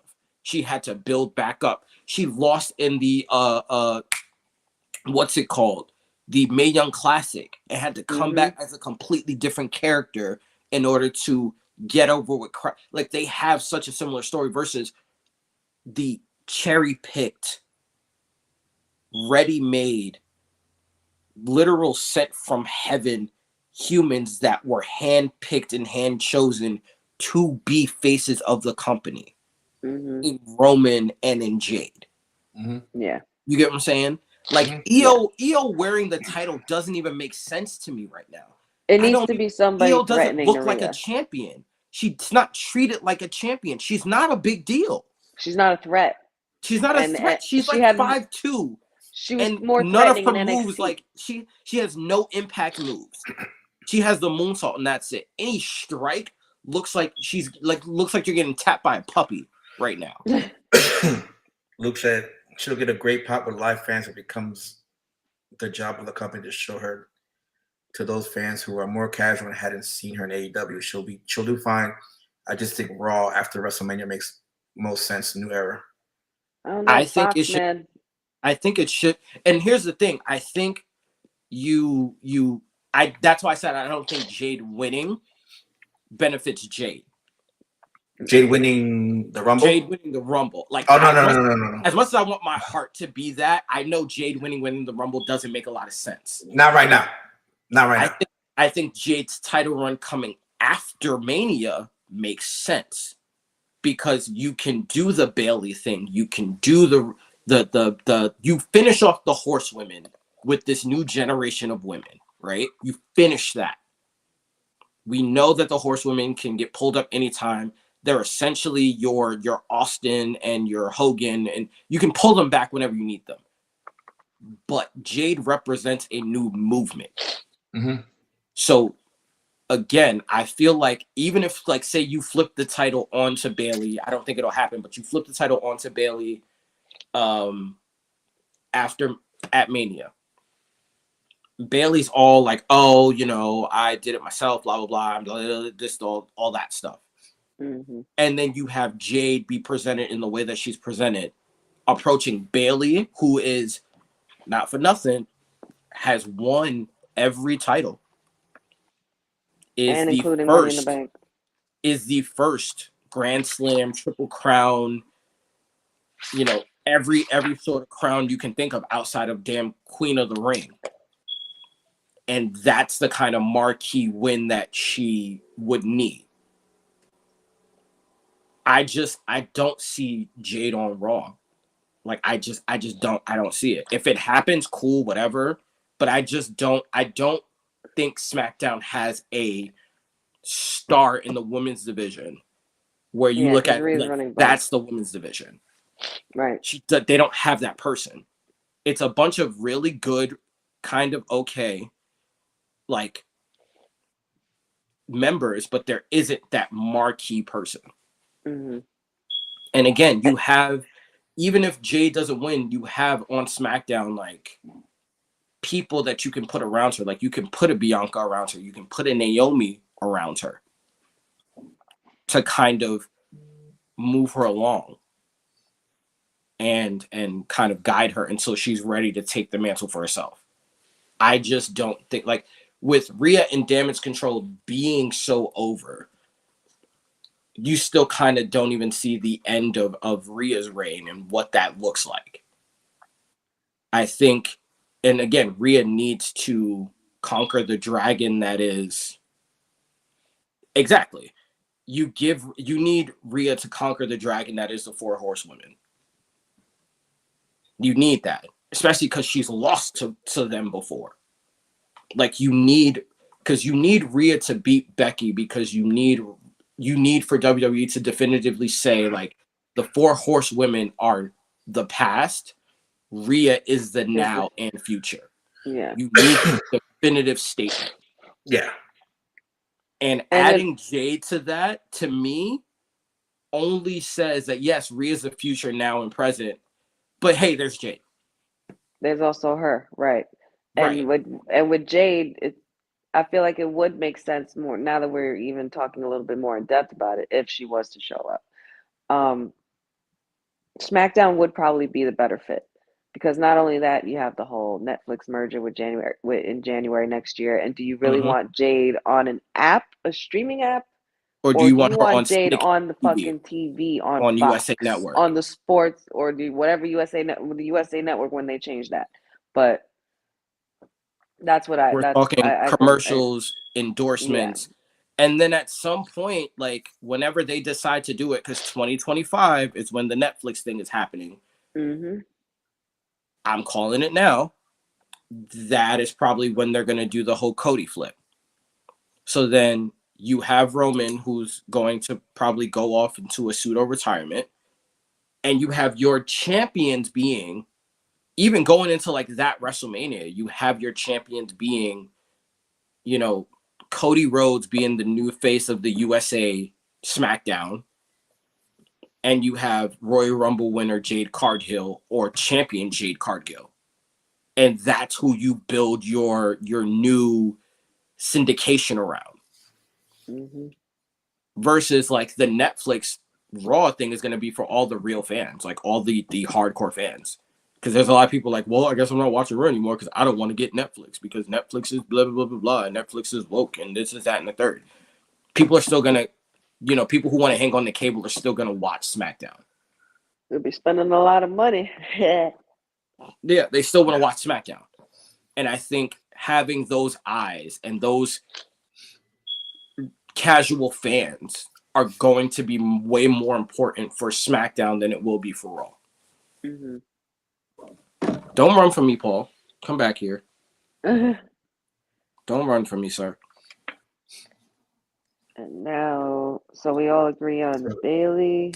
We Yeah. all agree on Logan, and we all agree on Roman, which is pretty crazy, y'all. This is Yeah. a clean sweep of agreement, and I'm not liking it. Almost clean sweep because we still have the men. Yep. Oh, yeah. So the men's entrant, the men that have done their thing. Oh, okay. I just refreshed the page and it says Alba Fire, Shotzi, Selena Vega, and Michin have been announced as entrants into the Women's Royal Rumble per Twitter. That's cute. Okay. And for the men, so far we have Cody Rhodes, CM Punk, Shinsuke Nakamura, Bobby Lashley, Drew McIntyre, Walter, Chad Gable, Otis, Akira Tozawa, Kofi Kingston, Damian Priest, Santos Escobar, R-Truth, Carlito, Grayson Waller, Austin Theory, and Jimmy Uso. Well, damn. That's a lot more than shit. Well, okay. That's 17 pretty much. All right. Which still doesn't leaves leave a lot for of more. room for the men. Yeah. Which does it? I think is a good thing. I think that's a good thing. Because I could see you don't have a lot of equity there. Like, I think the most exciting Rumble tomorrow is the Women's Rumble. I don't think there's a lot of like buzz for the Men's Rumble. Not yet. Not yet. I can see there is a free agent, and I think you'll know who I'm talking about. Matt free Cardona. agent. No. Who? Matt Cardona. Zack Ryder. I Raw would has a love TV deal that. between October and January, by the way. That's They're expensive. going to get extended because USA It's something. want to have their good graces. That's what I meant to say before. They're probably going to extend them to January because, again, they're getting SmackDown. So, like, they don't want to burn the bridge. Mhm. They're getting SmackDown. So, like, they'll probably be like, we'll let y'all rock, whatever. Yeah, they'll probably do something where, like, we'll let it play till the end of the year, whatever. Yeah. Akira Tozawa, can you hear that barrel being squeezed? Like, Yeah. Okay, so I was like, Andrade. He's been on my mind. He's definitely been on my mind. I mean, yeah. No. think about it. Like, yeah. It works. It works. It does. And it's a fun way to almost get Charlotte back before she's cleared to wrestle. Mm-hmm. Yeah. It is a very fun way. It's a fair trade. Yes. Because I think she'll come back early to be a pseudo manager to him while she's rehabbing. I would like that. Mm-hmm. And you can play the marriage on screen, if anything. Yeah. And I think they'll take full advantage of that because you want, again, they keep booking Charlotte as a babyface. So in order to make her more relatable and more sympathetic, they're going to show her in a very vulnerable state. Mm-hmm. Yeah, that's definitely a name to watch. Another guy who I'm more excited for, and I'm just a nerd, apparently, Shawn Spears. Shawn Spears. I heard that. I heard that. I can see that. I can see that. I heard it. I That's why I'm definitely waiting seen for the that 10. name I'm rolling waiting for around. entry number 10. because I wonder if he would come back as Sean Spears or as Ty Dillinger. I mean, if you ask me, Ty Dillinger is owed because I was there Absolutely. when he came out in 2017 at 10 and the fucking crowd Everybody lost it. fucking Lost lost it. I was so happy. And again, he was good. He was good. But it was just they didn't use him right. They didn't know what the they fuck didn't. to do with. They didn't. That regime is gone. So we're okay. I think it is. So we're probably. I mean, if we do get the Sean Spears, I'm fine with it. But even still, I think that would be pretty funny if he still came out at 10. Here is one that I have just for a one-off. Kazuchika Okada. Okada, yeah. You shouldn't have said his first name. Just say Okada. Yeah, Okada. I know. I was trying to be cool. No, we know who it is. That was the other guy that came to mind when I was talking about the Japanese side. I 100% think because he just did a taping with TNA and did the whole kiss the logo thing. So he's probably not going to stay in TNA. I 100% think Okada's going to show up tomorrow. Yeah, it doesn't have to be like signed to WWE. It could just be a one-off. You know what I mean? Really, I can't say that. I can't say that. Well, no, because remember they brought in what's his name as well too. The high fly that he what's his name? Oh, Kushida? No, the other one. Oh, he was young. He did the tournament. Kushida. No. It was another one. Oh crap. Oh, the pretty looking one. Yeah, I know who you're talking about. I don't remember what the hell. He was Kenny Omega's teammate, tag team partner. Yeah. Golden Lovers. I don't remember who it was. You know who I'm talking about, right? Yes, I know who you're talking about. He did the thank you, Luke. Ibushi. Yes, there we go. Ibushi. Yeah. He did a one-off just for the tournament. Right. That was it. So that's what I'm saying. I could see a one-off just for the Rumble, just to kind of. The problem I would have with that is it's almost like getting blue balls. Like they would be giving all the hardcore fans the worst case of blue balls I've seen in years, because immediately the marks would lose it. Fantasy booking. Okay, Okada's going after Roman Reigns. Okada's going after Seth Rollins. Okada's going after Roman. Like they're going to put the strap on Okada and blah, blah, blah. When in reality, from what I hear anyway, that the talks have been that they would give him the Shinsuke Nakamura treatment. What'd you say, honey? Your mic is gone. You're gone. Oh, AirPods died. You're still gone. You're still gone. You've been silenced. Yeah, and your bars are on too. It's bullshit. But I think, I think Okada is the kind of like the thing that the men's Royal Rumble needs the most right now, because he injects so much juice into potential matchups and things. But I do think because of, you have Dragunov, you have Trick, you have Mello, you have all those guys. You need, in a lot of ways, like, I think you can have just mommy roll. I think in a lot of ways you'll have a situation where, like, we had Sami Zayn finally win the title and held it for a day and then lost it to Shinsuke in like his first defense and then immediately got called up. I could 100%, I could see that happening to Trick, honestly. It would suck though.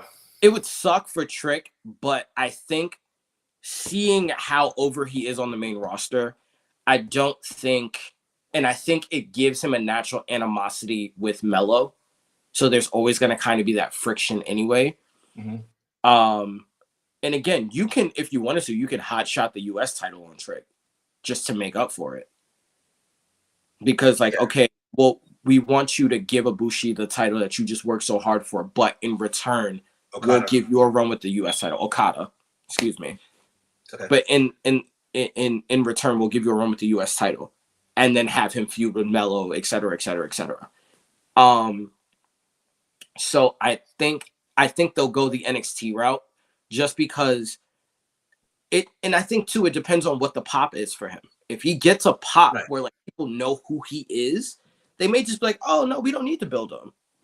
Like we can just speak him on the main roster. That's my thing. Like that's how I was saying. Like if he gets the pop that they think, like he gets a good pop, they'll be like, all right, what are we looking at here?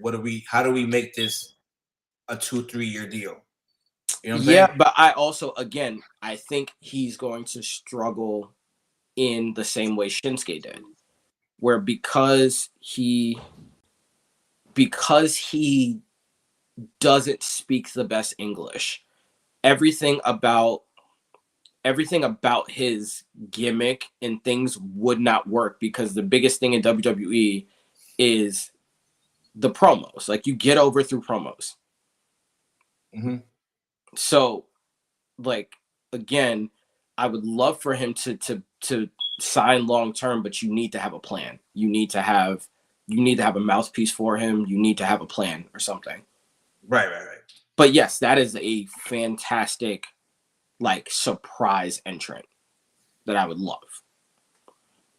It was a nice one to see, and I have another one. Oh, you just got him lined up, don't you? Yeah, but I'll wait till Honey gets back on here.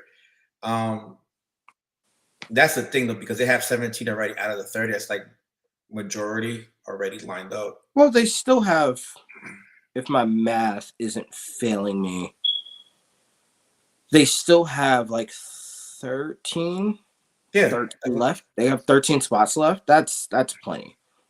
Because again, they have the confirmed, but they have the NXT guys. You have your Bron Breakker, possibly your Baron Corbin, Trick, Melo. La la la. Okay, you're good.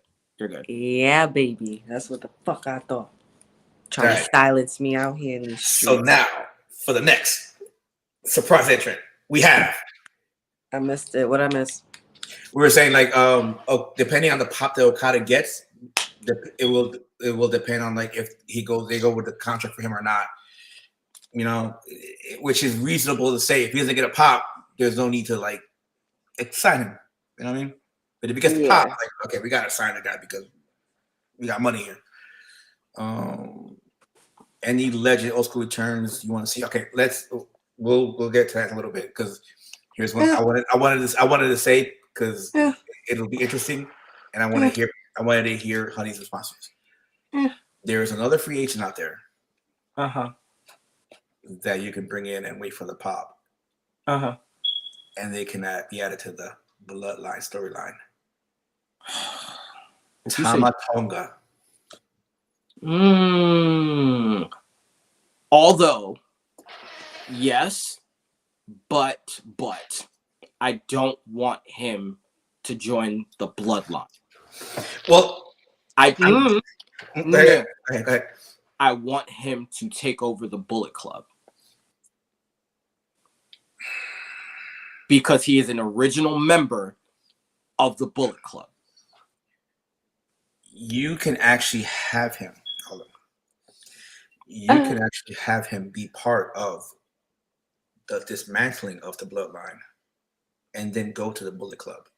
There's storylines you can do. Like it's ridiculous. We can do with Tama Tonga.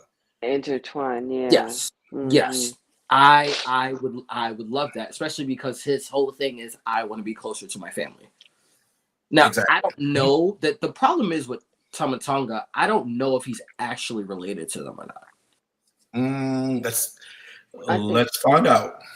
Because again, just because they're all Samoan doesn't mean we all have to lump them in a row. This isn't, but it's like, again, it's like that shit runs deep. It does, and I agree with that. But like, Samoa Joe isn't related to them. Not at all. Dakota Kai isn't related to them. You know what I'm saying? Not like, they are Samoan or Maori. Like they're Pacific Islander, but they don't necessarily need to be connected to the Anoa'i family. Is what I mean. That is a pretty interesting take, though, to have. But Tonga would definitely be an interesting. Yeah. Uh, I'm saying Bullet Club because that's how everybody knows them. You know they're gonna remix it to like the Club or whatever. You know Anderson Gallows and eventually they'll you know, ring that back in, and maybe yeah, that's why they're giving the hint of AJ no longer being the leader of the Bullet Club, because it's like or who's gonna not come being the in leader at all. at all, right? So it's like, and again, Because he wasn't the original. coming off a world heavyweight title kind of situation, and then feuding with LA Knight and losing.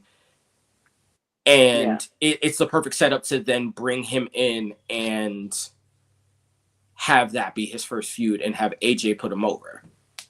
That would actually work very well. Mm-hmm. I could see that.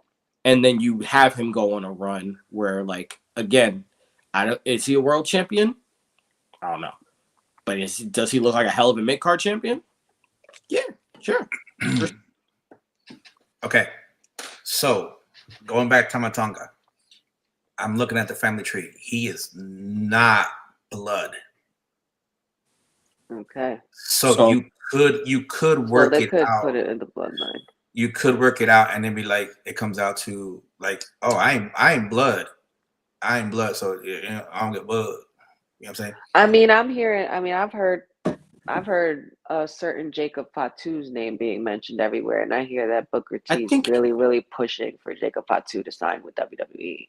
If Jacob Fatu signs with WWE, then my lord, I'm just saying I have sources that story that I want to see, because Fatu is older than all of them.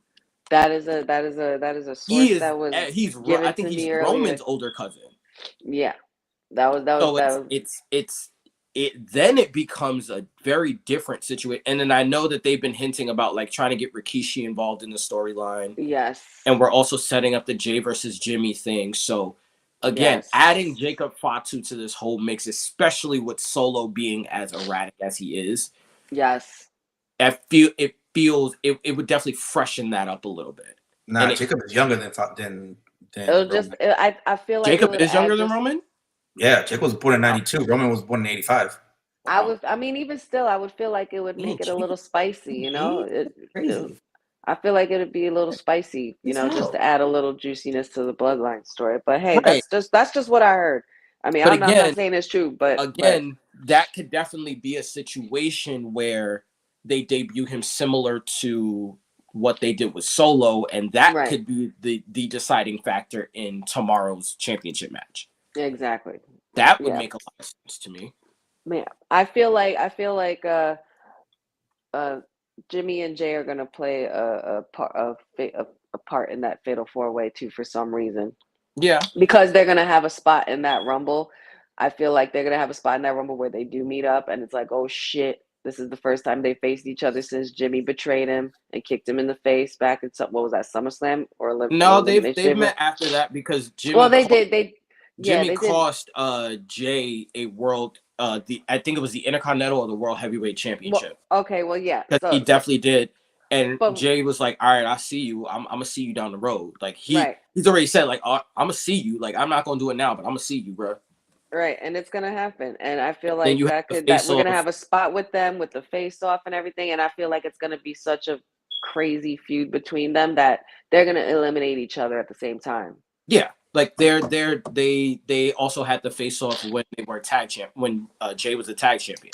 Yep, with Cody and Roman. Are we picking anybody yet? We didn't pick nobody yet.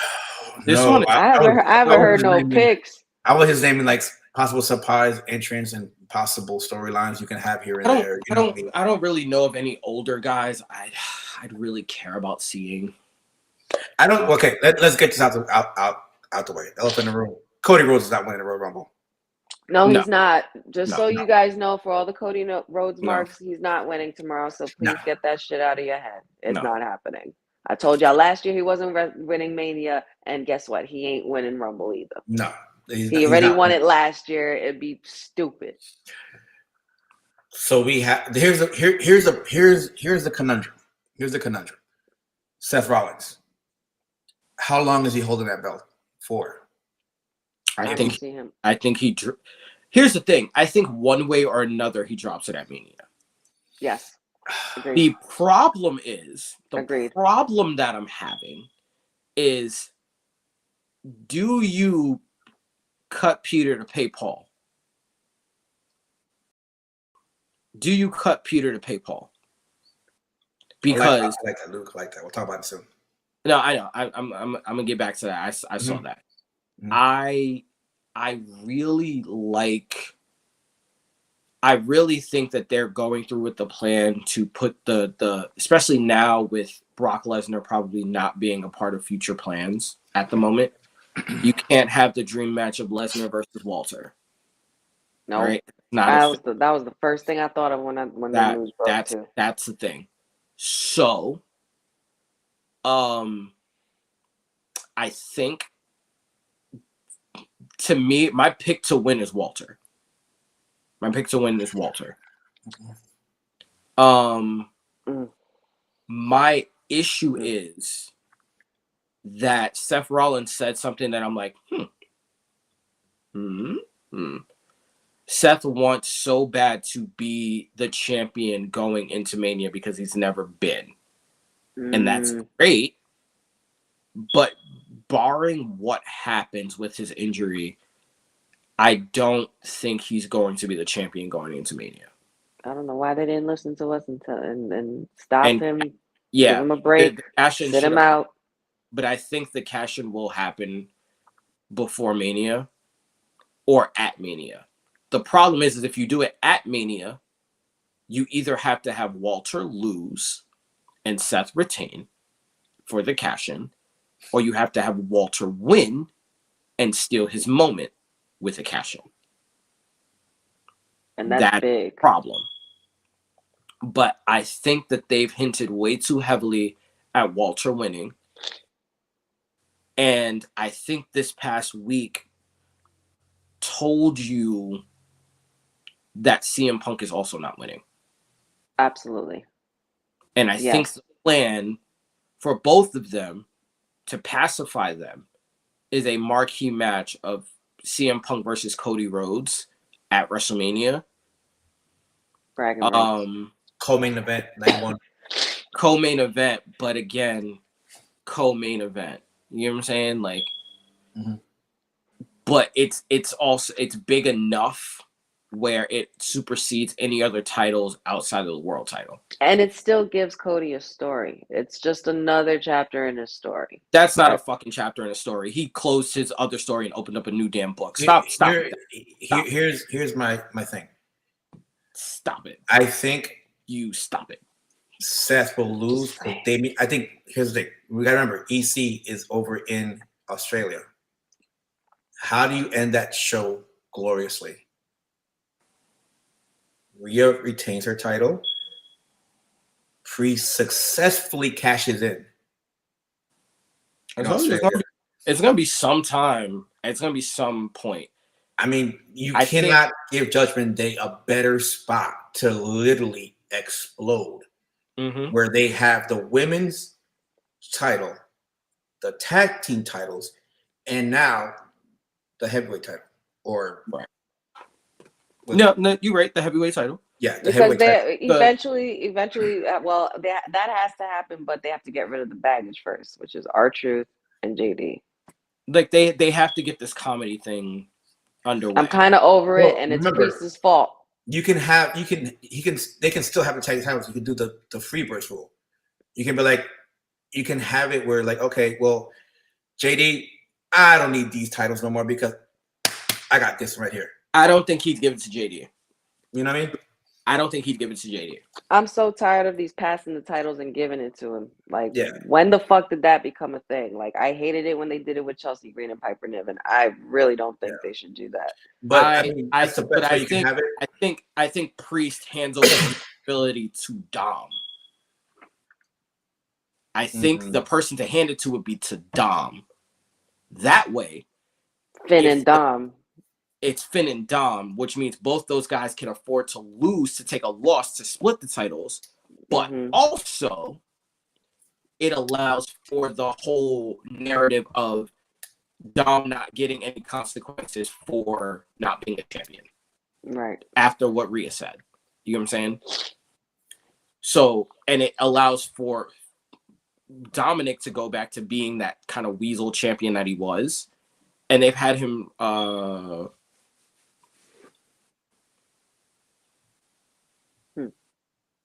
See, that's again, a question. that is a question. That is definitely a question, which is why, again, I think that I don't know if he wins at Mania. I think he would win the Rumble, but I don't know if he wins at Mania due to these shots. Here's the thing. You can have, I'm going to throw a name out there. I'm just throwing it because just to throw it out. Okay. You have to have a face win at the Rumble tomorrow night to go up against, what you call it? Roman. No, Damian. Damian, excuse me. At Mania. You could have Jey Uso. I'm just throwing it out there. You have Jey win it. Mm-hmm. And you literally tease it. Okay, who's he going after? Who's going after? That's crazy. Main event Jey Uso. And he goes, give him his moment at Mania, but then you have him lose to Walter in Germany in August. And you give Walter his flowers in his home country. I think the Walter win comes against Priest, though. I would like to say that, but then at that point, it's like you having two heels. But who knows who will be a heel by then. But again, shit can switch up after. You also again with the whole comedy bit with the Judgment Day thing. I don't necessarily think they're heel or face. They're just kind of jerks. I think they're also trying to segue us and trying to like swerve us somehow or something. They're just trying to throw a monkey wrench in to fucking throw it off for us. Again, as much as I think Walter will get the win in August and that'll be his crowning moment, I think it will come against Priest. Right. Because I think if you have Priest, as well. I think if you have Priest and again, you can have Walter win it against Seth. But you have the cash-in, which is the reason why Walter gets the rematch. Because then you have Mania, and then you have it till I don't remember what comes first, SummerSlam or that pay-per-view. I can't recall right now. But again, you have it be a situation where because they're both in factions, and because Walter's faction is very up and down. Let's say up and down. And you have the element of Rhea. Oh, well, this is interesting. What? Oh, that's NXT. Sorry. You have the Rumble in January, February. You got Elimination Chamber. You got Mania in April, Backlash in May, which is in France. Then you have Money in the Bank in July, in Canada, and you got Bash in Berlin in August. That's in Germany. When is SummerSlam? SummerSlam has got to be. It doesn't say here. It's in August. We don't know where though. Well, that's the thing, because Bash in Berlin is in August on 31st, which would have been your SummerSlam. And you said Money in the Bank is in July? Yeah. That's a weird one. Like, are we not going to have a SummerSlam this year? I don't know. I kind of like that. I kind of don't like that. Might be your Money in the Bank. That might be your SummerSlam. But I think that's what they need to do. They need to literally just take the Money in the Bank pay-per-view out and just be like, oh, this is SummerSlam. Here's the Money in the Bank match. I agree, but who are we to say? But we could be here trying to figure it out too. Here's the thing. So if the way I look at it, if you have Priest cash in it, Elimination Chamber, you have him hold it literally till April. And then you have him build up you have his little reign go through WrestleMania, through Backlash, through Money in the Bank, and then you have it drop to Walter August at Bash in Berlin. So that's February, March, April, May, June, July, August. A 7-month reign is not that bad. No, it's not. It's pretty average. And then on top of all that, who's to say that Walter can't, in theory, win both the Royal Rumble and the Money in the Bank. There's no rule that says he can't do both. Berlin is August 31st. I'm saying could be Either first way, weekend. no matter what, the end result is the same because both lead to a shot at the title. I hear you, Luke, but I was just looking at the supposed schedule for the premium live events / pay-per-views for WWE this year. So the way I kind of look at it in this sense is like I'm looking at it from the standpoint of Walter is about the ring being sacred. He's not about sneak attacks. He's not about any of that. He's a heel, but Fighting dirty.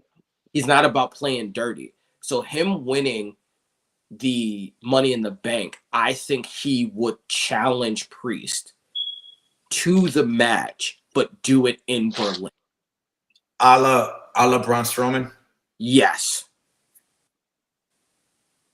I can see that. You get what I'm saying? Yeah. And they do the whole pomp and circumstance with like him being the ring general, even though the ring general thing in Germany kind of you got to be real careful with that one because his presentation is a little woo Sus. it's a little let's just say it's a little sensitive. And I can't imagine like the German fans will probably stand in a very formal way, in a very respectful way that'll may bring off the image of a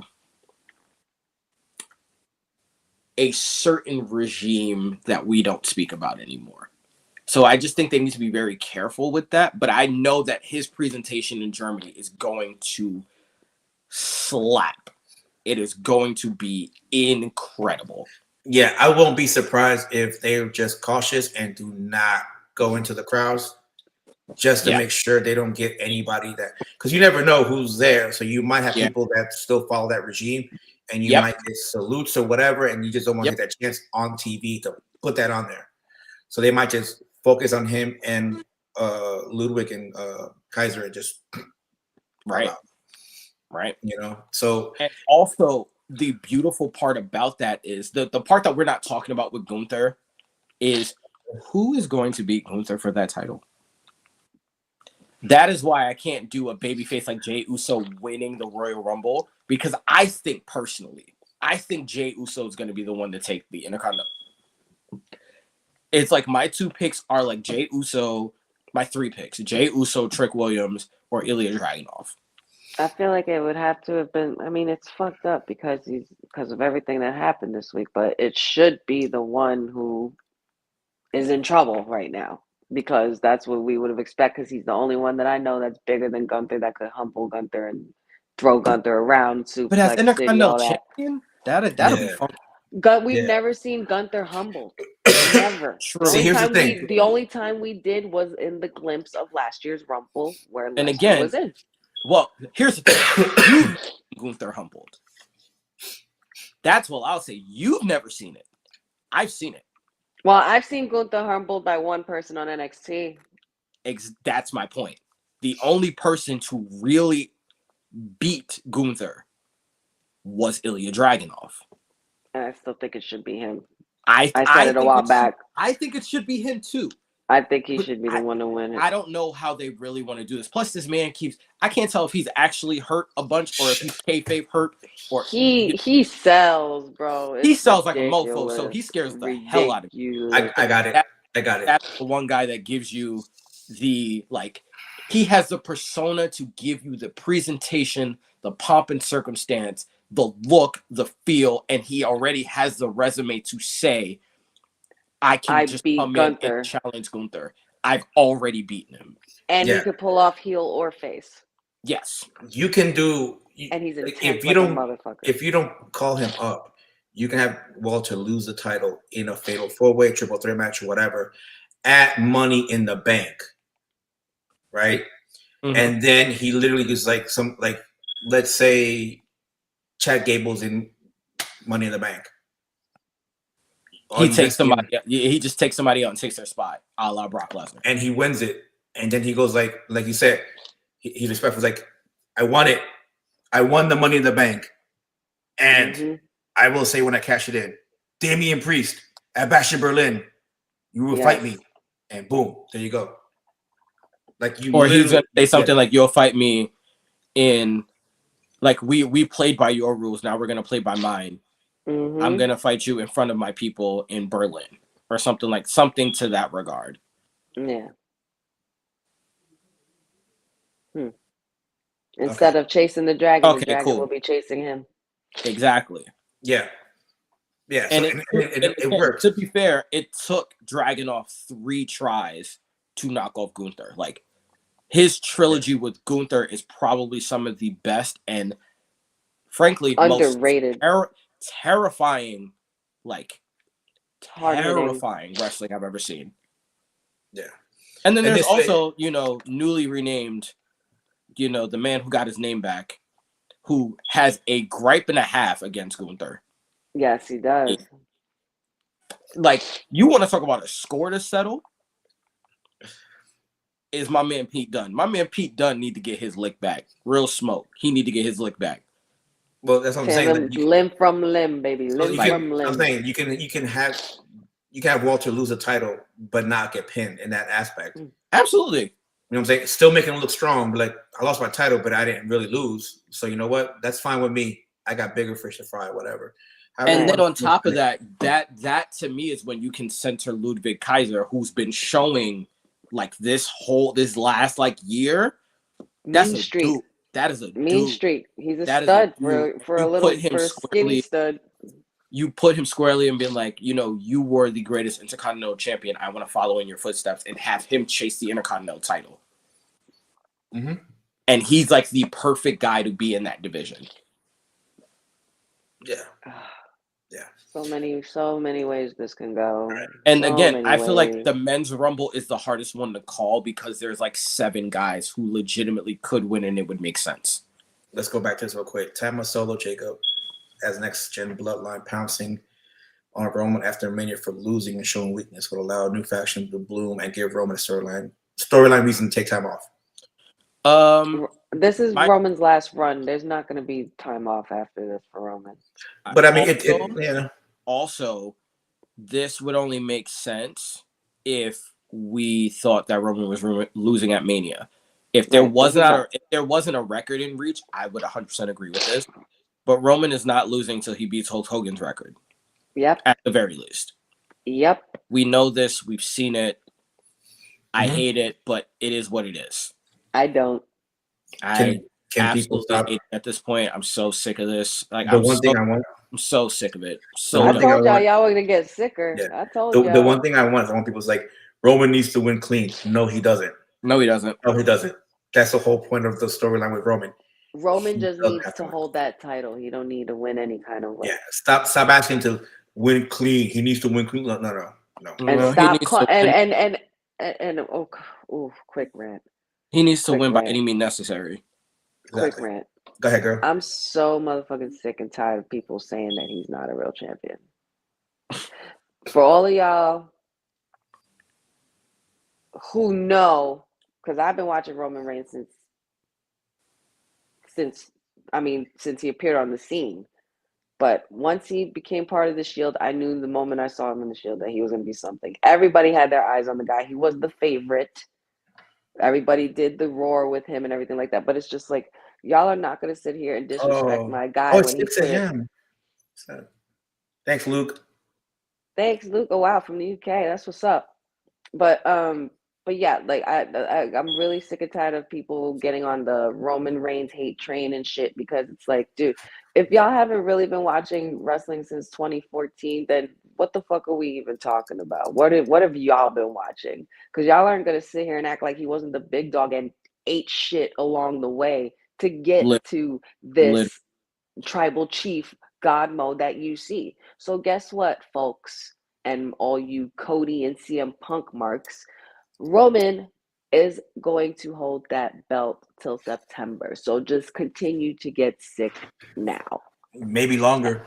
Maybe till the next one. Maybe longer. And guess what? You're going to still be sicker, and I'm going to still sit here saying I told you so, because I'm sick of hearing it. He is not the same as Brock Lesnar. He's not a part-timer. It's not the same fucking thing. And it's definitely not the same kind of title reign. That's for sure. So Nah. And then this whole thing of him my being quick part-time with rant. that's part of his gimmick. It's like It's he's to not. piss you off. Yeah. Yes. It's Thank you. You supposed said it to. right. You said it It's right. supposed to piss you off. It's like it reminds you of the old school heels in a way. Yes. And the thing people have to understand is like you're annoyed about it, but think about this. We were all getting annoyed because he was getting force fed to us as this next Yes. chosen champion Yes. in a way where like it didn't fit well. Like his character at that point didn't. It was like Almost like, an identity crisis. The big dog and the breaking from the Shield, and then yeah. fucking getting beat up every week by Corbin, and fucking getting dog food poured on him and shit like that. Y'all not gonna sit Yeah. here and say this guy hasn't paid his dues. He's laid down for the best of them. And he finally has a gimmick storyline that literally like has us all on the edge of our seats.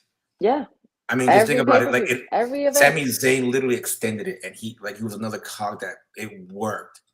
Mhm. Like this man, like he doesn't break character, and Sami made him break character on numerous occasions. Like Yeah. so it's like, come on, man, give him his dues. Don't be upset. It is what it is. Like, Yeah, you know, man. Just look at go with the it. facts before we start marking out and saying Roman ain't a champion and jumping on bandwagons and shit. Yeah, That no. is totally not the truth.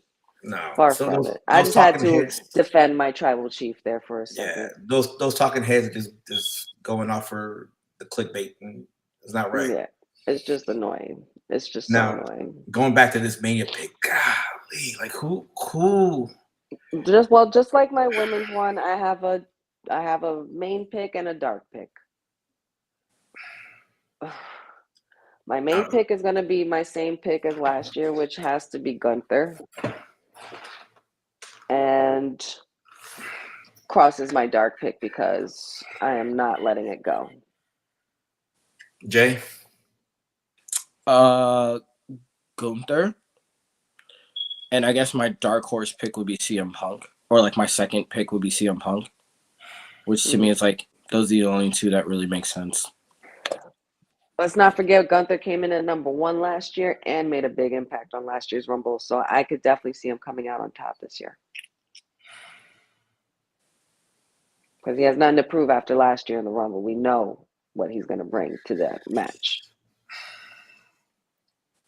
We're gonna get a tease of Damian and Gunther at the Rumble. That too. Cody will be out before number 27. Like he'll be eliminated before 27. I don't think Cody's going to be in the final 4. I don't think so. Because I think what they'll want is like that Bryan Daniel like heat or like that reaction from the crowd, where like he was supposed to win it. He's the chosen one. He's supposed to win it. Which is why I think he'll be in the final 4. Well, no, because remember Daniel Bryan didn't even make the final 4. He got eliminated way before. I get it, but I truly do think he'll be in the final 4.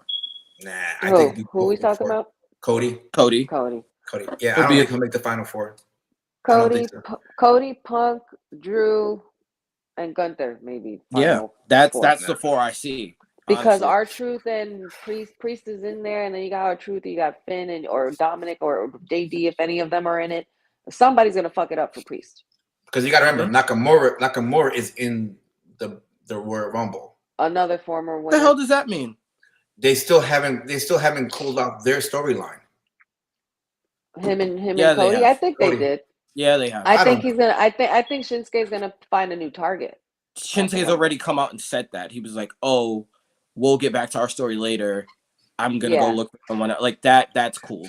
Yeah, I think what just happened on Raw. That is the story.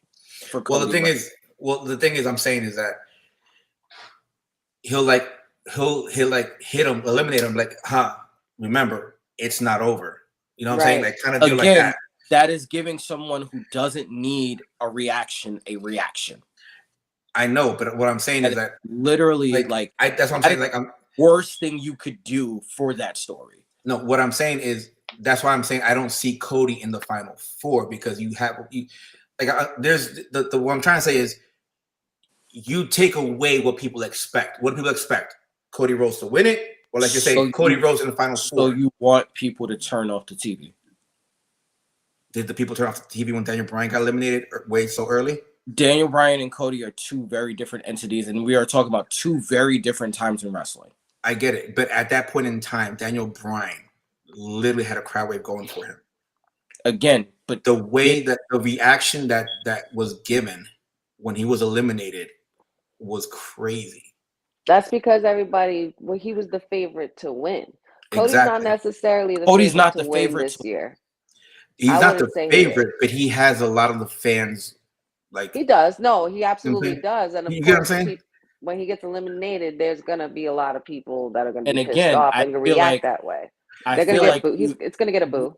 you It's need like a to tell boo. the same story continued from last year where Cody eliminated Gunther Hmm. to win.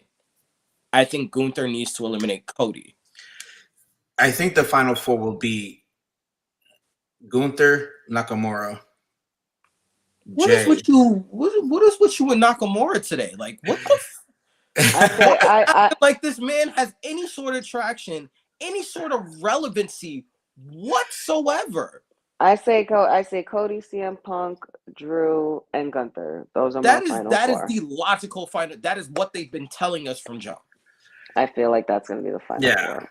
I just Cody and CM Punk could turn into a situation where I also suggested I- with Jay and Jimmy where they could take And each again, other out at the same I time. think that if that does happen, if it is a situation where Cody isn't in the final four, I think the only way that does happen is he's in the final six.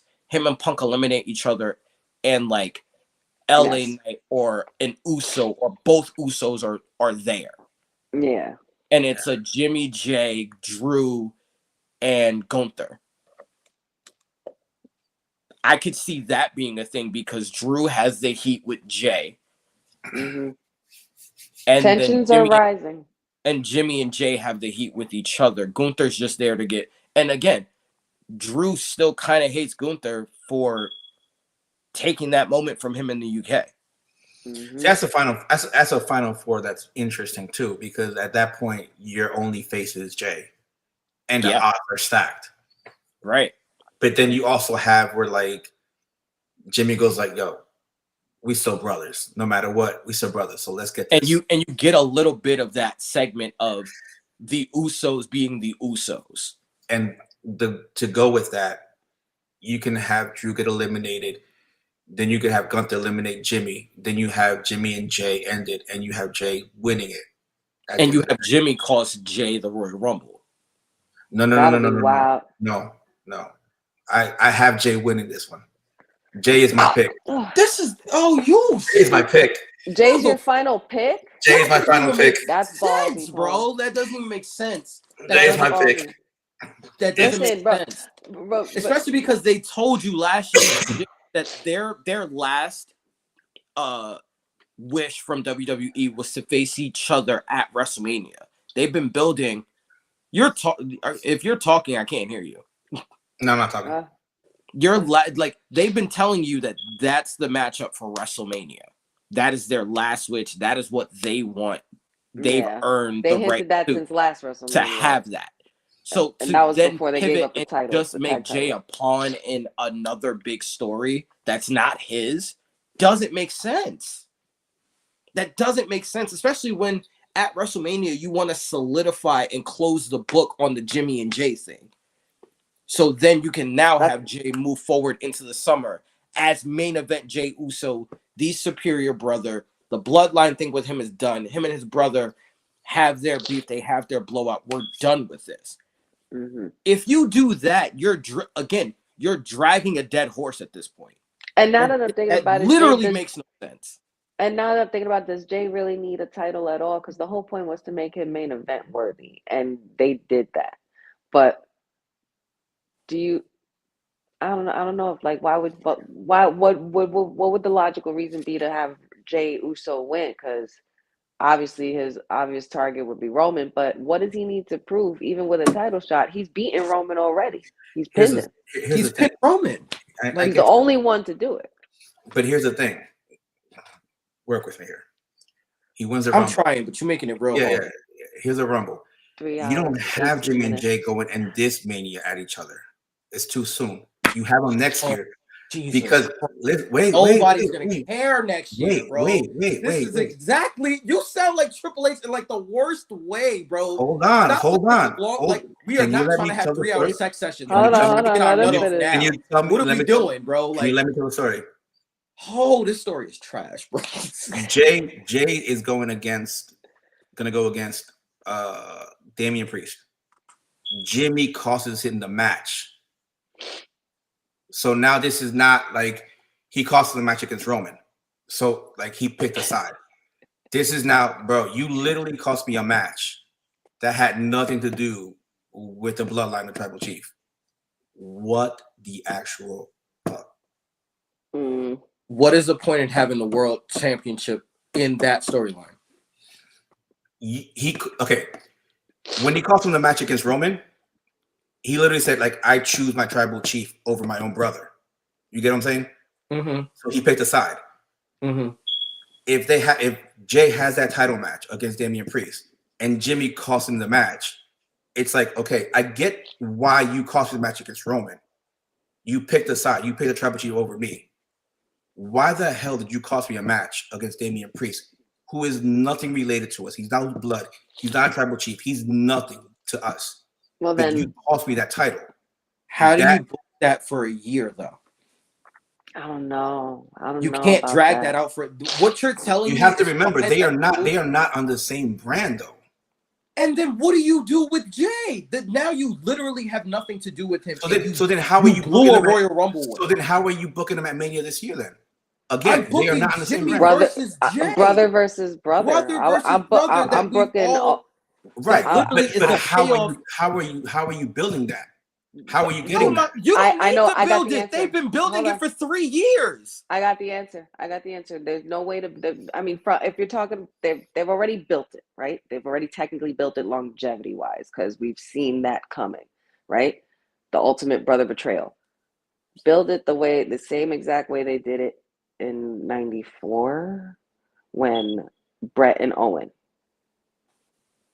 That's it. Do it the exact way Brett and Owen dragged it out. Just from Royal Rumble on, that's when it happened. It kicked off at Royal Rumble. And then it led to the brother versus brother at Mania. Granted, Brett had 2 matches that night on WrestleMania 10 for any of those who remember. But that was the year that was the year that was when him and Lex Luger were slated to fight Yokozuna in the same night. Because they both got eliminated from the Rumble at the same exact time. There was some stipulation where one ref said, I saw Lex Luger's feet on the ground and I saw Brett's feet on the ground and nobody could make a decision, so they both had them fight. In the midst of that, Brett was also going through shit with his brother and the betrayal of his brother and the Hart Foundation collapsing and all of that. Book it the same way not the same exact way they did it, because it's obviously a different kind of rivalry and they're twins, which is a big difference. But you build it that same exact way. If you watch the 90, I want to say 94. I literally just watched it yesterday. Yeah. So I've been watching Rumbles for the last 48 hours. Are you saying Jay has 2 matches? No, I'm not saying Jay has 2 matches, but I'm saying as far as in light of building up the brother versus brother, and instead of dragging it out for a whole nother year where possibly fans might not care by then, you have to do it this year. Because they hinted at it last year, and they were still tag team champions, and they were hinting it at when they were getting ready for WrestleMania that night, or the previews and videos that they showed when they were doing the songs and the soundtrack, and they both said their dream match was to face each other at WrestleMania. So that's a guarantee going to happen, because ever since they showed Jimmy kick Jay in the face in SummerSlam, that's what it's going to lead to. They've been building it up since then, and that's the long-term storytelling of Triple H. To drag it on out for a whole nother year, I can honestly say might be too much of a stretch for them. I mean, think about it. That was what, SummerSlam last year? That was SummerSlam just this past year. Just like EO won the Money in the Bank. Mm-hmm. I mean, cashed in Money in the Bank successfully and got the belt. So we're about to hit a whole year. We're about to hit a whole year. But you want to drag this shit on for 2 years? No, we're not about. We're about to hit a whole Come year the since fuck on. Like that's what since I they. mean. Like this is too much. It's too much. It's I would too prefer to much. see Jay and Jimmy this year. I Let Jay and honestly Jimmy would. let us have our blood feud. What's to say they don't do like Brett did though? Because remember, Mania's 2 nights. Again, it doesn't make sense. Mm. But what I'm saying is like Doesn't this. make Look, sense. you have Jay fight Priest on night 1 at Mania. Jimmy cost him the match. And then like we're looking at night 2, we're like, why is there like less matches? You know what I'm saying? And then Jay comes out like, like it literally is a spot on match that happens. But The that's only just problem with that is you're taking a gamble like that Jay will be okay to fight the next night after whatever. Why With Damian. are you risking that? the only other That's thing. The you're- only other thing you're- wrong with you're- that is that they've already did the betrayal thing with Jimmy and Jay, him costing Jay something, and that happened at SummerSlam. Right, but that's what I'm saying though. It's like you could have the segment is like, I get why you did that. You chose the tribal chief over me, and I get it. It is what it is. He's I a don't think tribal it's going to chief, be that's that her family. complicated. Well, I mean, But I at don't think this it's. point, I think you're But at this point, it's like- overthinking and overbooking this. no, You're because overbooking. here's the thing. Think about it. It's like it's one of those things. Like, okay, you chose our family lineage over your own blood brother. I get it. I'm annoyed. I forgive you for it because I get it. You think you should forgive him? Like, kind of like I forget, but I don't forget type of thing. You know what I'm saying? Mm. But like I said, but Priest ain't nothing to us. Priest is not our tribal chief. Why did you ruin this shot for me? You know what I'm saying? That's why. That's And what. again, That's where the 3-month booking window. That is. But I'm saying though, something that's where because the whole point of him causing him the match against Roman. Remember, he said, "I didn't want you to turn to that. I'm saving you from becoming that." So he had a reason to do that. What's his reason for causing him the match against Damian Priest? Because he wants his spot too. He wants to be a main eventer too. But again, why? You're answering my question for me. If you have to ask me why would Jimmy do that, and I can tell you I don't know, it doesn't make sense, then why are you booking it? If you ask me, Jimmy, if you ask me, Jimmy and Jey Uso's story has already written itself, and Exactly. that's my opinion. But And don't overbook this. Don't overdo this. Their story it's already is enough. It's their story. It's already enough that we got to deal with a Cody story. We got to figure out a fucking Right, CM like, we Punk don't story, need to Gunther, Roman. Listen, bro. This is turning out worse than freaking Ant-Man and Quantumania. Like, you're overdoing these damn multiversal storylines. Like, calm the fuck down. No, absolutely. If your pick is Jay, then by all means, you've happily been wrong a lot before, and I'm sure that trend will continue. But that is literally. I have my final four written down because I want to make sure. I just want to make sure. I have like all these little fucking notes here and shit that y'all are saying. Like, I just want to make sure that I keep up. But there's just. We could fucking crossword puzzle to this till we're fucking blue in the face, y'all. Here's the worst part. Jay hasn't actually said if he was going to be in the Rumble. So my pick could be thrown out the window if he's not even in the Rumble. Yeah, I mean, that's a fact. There's no way you can have a Royal Rumble and not have main event Jey Uso. Truthfully, yeah. They booked him way too strongly for him not to be in the Rumble. Not to mention if Jimmy's in the Rumble, Jay's going to be in the Rumble. Yes, that's my thing. If Jimmy's in the Rumble, Jay's definitely going to be in the Rumble. And it's going to be a surprise because everybody loves that pop when they hear that Uso. So and that's what I'm saying. Like, please don't. You just happen to want to piss me off today. Like I feel like you just wanted to piss me off because that I'm glad. doesn't make I'm glad it ain't me. like It's no. hot over Absolutely here. We need a not. cool. I will listen. I will Fire Nation the fuck out of that idea. Somebody yeah. get this guy a fan, please. Cool him down. I just wanted some chaos. Aggravated. Like We I just am missed. so I upset. could, yeah, dude. I could feel the I'm heat so from here because angry. your face alone, the way it Oh, yeah. changed. So mad.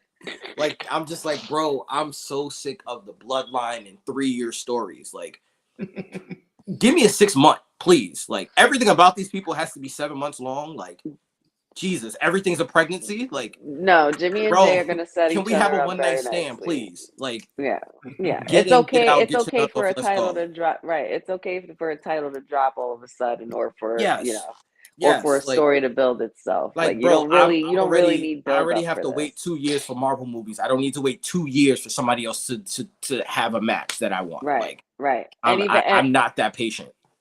And not for nothing, another thing that I remembered about the Brett and Owen situation was that the whole thing was that Owen wanted to prove that he was better than Brett. He was the younger brother. He wanted to prove that he was better than Brett. And Brett, at first, it was very like Undertaker and Kane.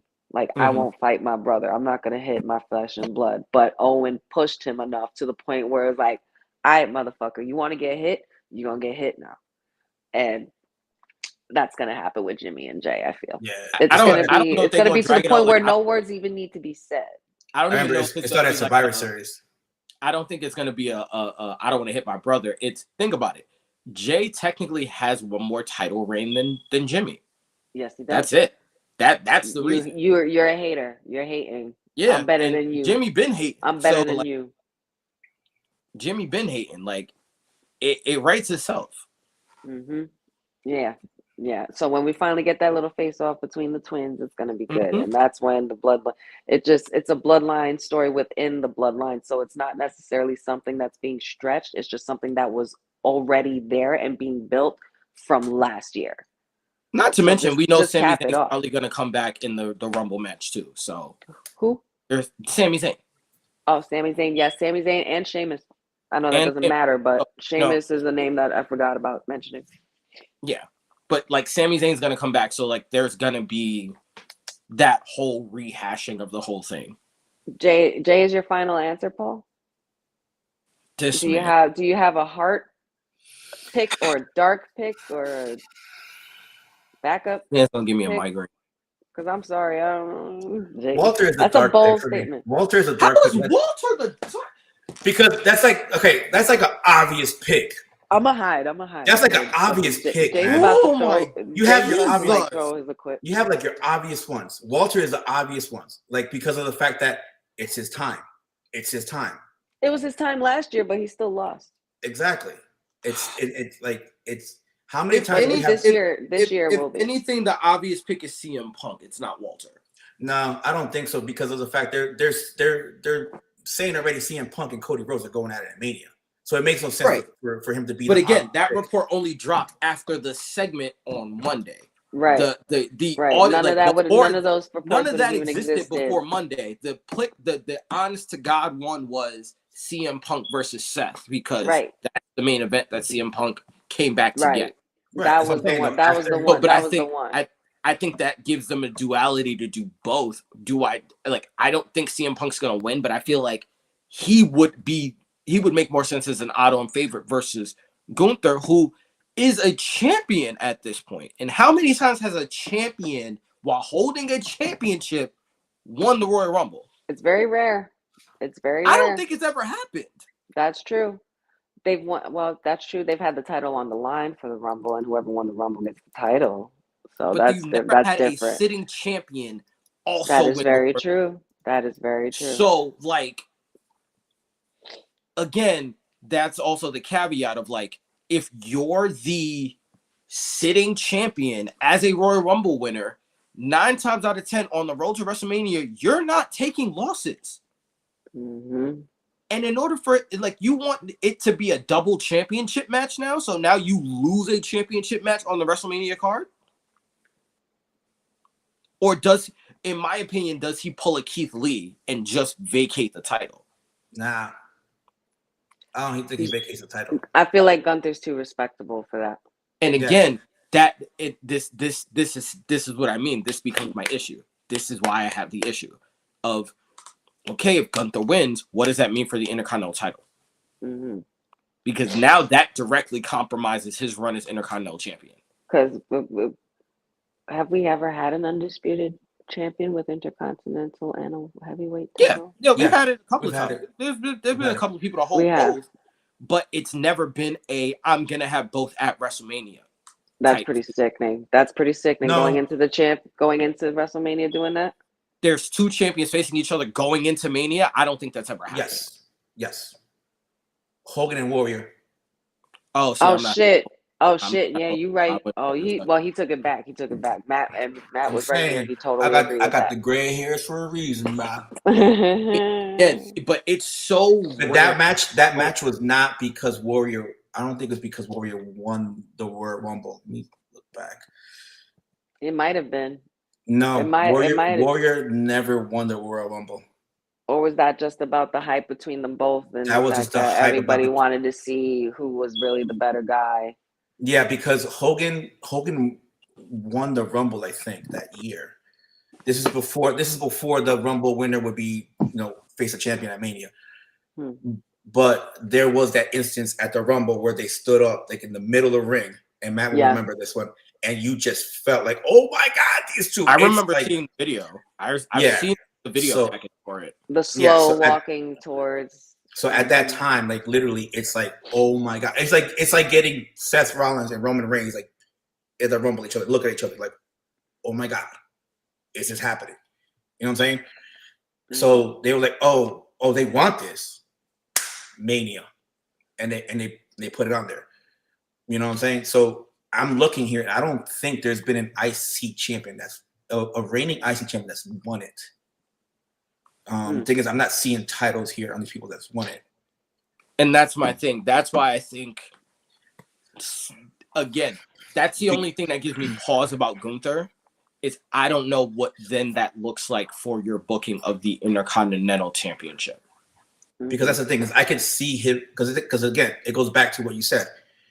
If he wins the Rumble, he's going to have the match with the champion at Mania. But then you're literally taking your IC title and it's not going to get defended. There is and it's going to be really tough because Roman Reigns not going to be in Perth, and we know this. He's not scheduled to be in Perth for Elimination Chamber. What if the men's Elimination Chamber is for the Intercontinental Championship? No. What if I like your idea, but it's not that way. What if the Elimination Chamber is for the winner to face Gunther or Walter at Mania? And you have him wrestle twice? He doesn't wrestle twice because he doesn't win the Rumble. That's what I'm going with. Oh, so you're saying he's not winning the Rumble and the IC title could be for I mean, because he has to drop that title before Bash at Berlin. But you don't want him, but you Not don't want him necessarily. but if you don't again, want him to. But again, you don't want him to get pinned because he has to remain strong to challenge for the main title. You get what I'm saying?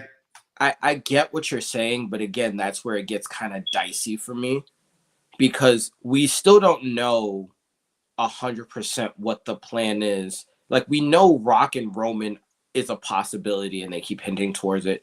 I don't even know how you book it to where we are on the road to that. They're just throwing shots at each other. They still not had a face-to-face. There's none of that. He's another one that hasn't been mentioned for this Rumble. Yeah. And my thing is, in order for Damian to cash in on Seth has to defend it somehow. That's what I'm saying. That's why I said Seth, like Damian gets the cash in at Australia. Again, but that my thing is Seth still has to defend. Right. In order for that to occur. The logical thing would be like, hey, somebody has to defend the title at Elimination Chamber. Is Seth going to put his title up in the Elimination Chamber?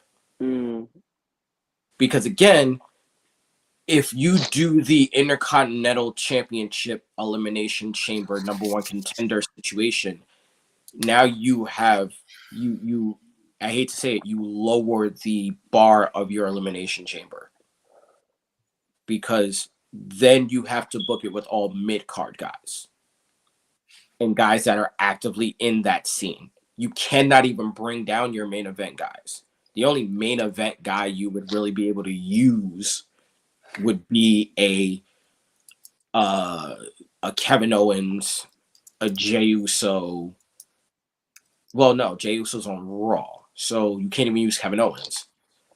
Maybe a Sami Zayn, maybe a Drew, but then we don't even know if Drew's going to be around because he has. Well, no, Signed the contract yet.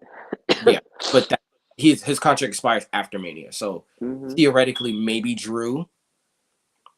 And it's like Bronson Reed, Chad Gable, Ivar. So it's like you're cutting your men's division just to see who's gonna lose to Walter at Mania or who's gonna beat Walter at Mania.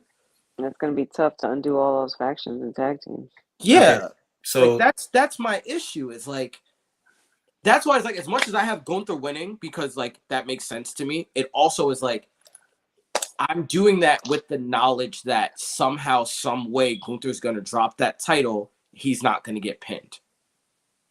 all right, so the US title was defended in Elimination Chamber last year.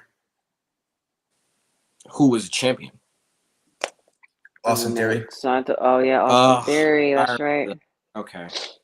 Then you How had quickly we could forget that. you had an EC match for the vacant IC title back in 2015. And again, that's my idea. Is somehow Gunther, after he wins, he vacates the title. Because it's not even just about history, but to then leave the title saying, I've done all I could for this title, and I will go into history remaining as an unbeaten Intercontinental Champion. That's huge. Did he break the record already? Yes. He did. Okay. He broke the record He's been beating it. 3-4 months ago. Okay. He has October, I think. literally he has nothing else to do with this title.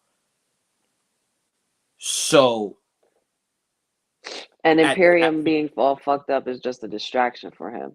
yeah, exactly. And now he needs to focus on.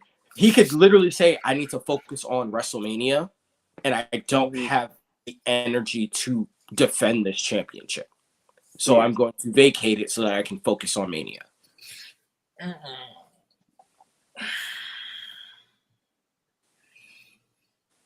So It did because the question comes in now is like where it's like you're trying to figure out where do you get the bigger pop at Mania or in Berlin. I'm not. Here's my thing. I'm not worried about the pop. Again, I think that's where you're confusing what I'm saying here. No, I'm not confusing what you're saying. I'm just saying he's winning. He's ultimately going to win the title at Berlin. That is what I'm talking about. But so then he loses that Mania? Huh? So then he loses in Mania? Doesn't have to be Mania. He either loses because listen to what he's saying. He's saying Walter wins the Rumble. He vacates the title because he needs to. He's competing for the main one at Mania, but he doesn't win it because he wins it at Berlin. What I'm saying is you can do it one of two ways. Where you can either have him beat Seth, right? You can have Seth drop it beforehand and Walter lose to Shenanigans, which then you now have the feud between him and Priest ongoing. And you stretch that feud between him and Priest all the way to Berlin, which is literally just April to August, which is not that long. And you have Gunther win the Money in the Bank. So wait, so who's the champion coming out of Mania? It would be Damian. One way or another, it would be Damian. It's like either you have Gunther and Seth face each other. They beat each other to an absolute. What you can honestly. So literally, so our pathways. So we're saying like the same thing, but in different ways. Yes, you literally have Seth Rollins. You have Seth Rollins get Seth Rollins.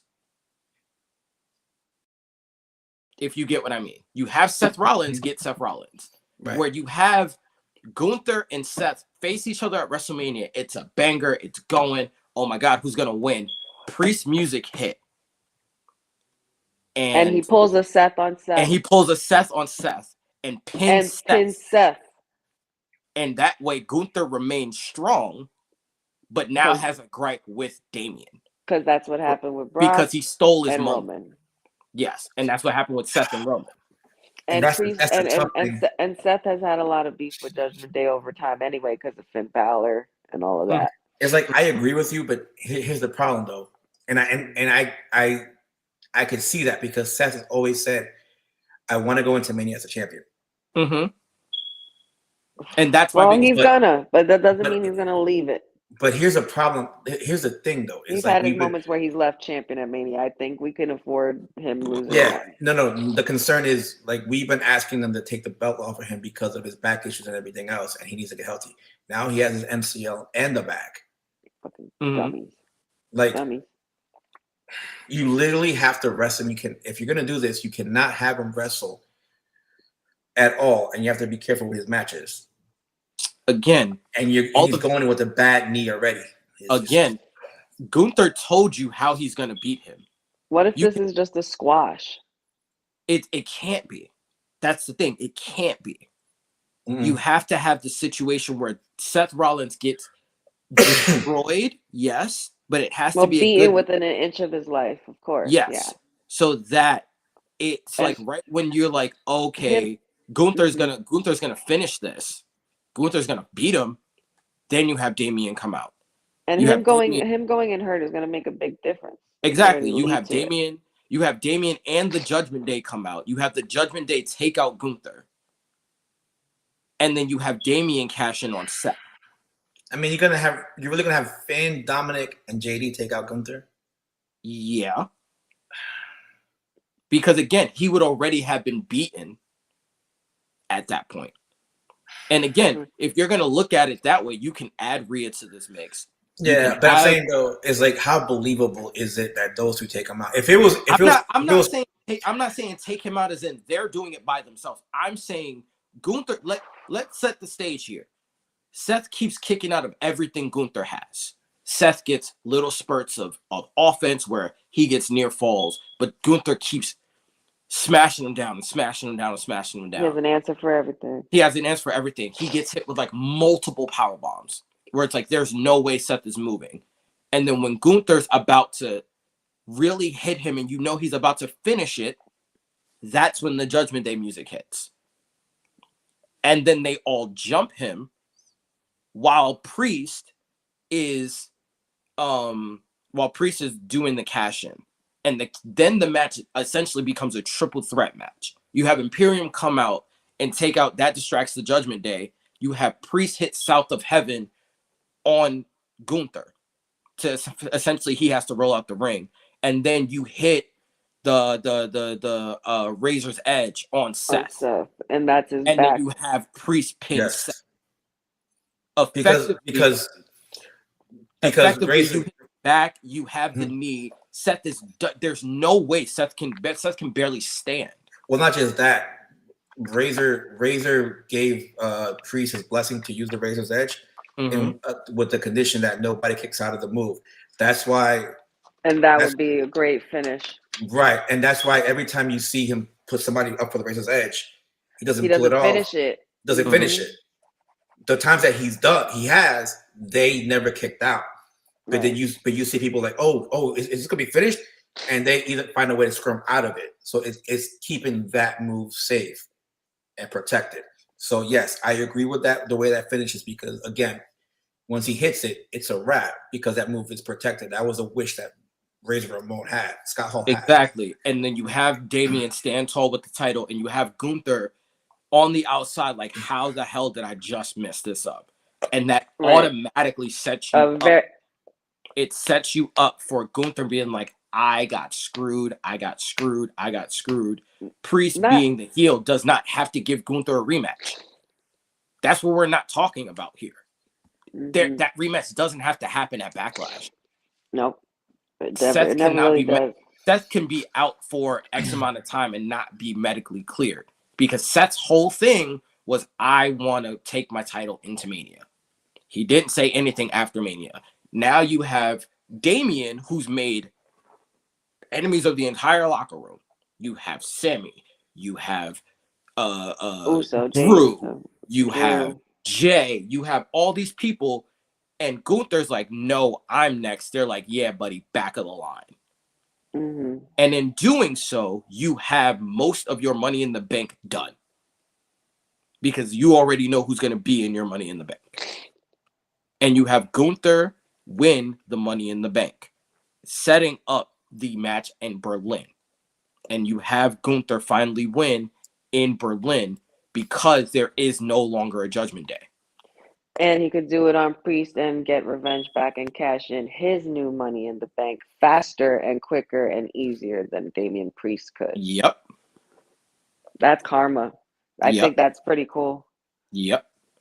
Jesus Which is why, Christ. again, Jey Uso winning makes no fucking sense. And that was the whole point of this, guys. 3 hours Yes. and 48 minutes in. 2 a.m. about Yeah, to have hit. fun editing this, Paul. That's all I'm gonna say. You got 4 hours of material, my boy. I know. I told you I come with all the material. You deal with the other stuff. You know what's gonna be great? I'm gonna put the Jey Uso wins as a story. Oh my fucking god! the heat that should get. I can't. Oh So man. Oh, this is also one I forgot about. That man. yes, Oh, I yes. said that earlier. Yes, The you did. bidding war has begun. Now, would that be? That could happen It would be too. fantastic if it was a one-off. I It, would would, yeah. love for it could to be. It could be. No.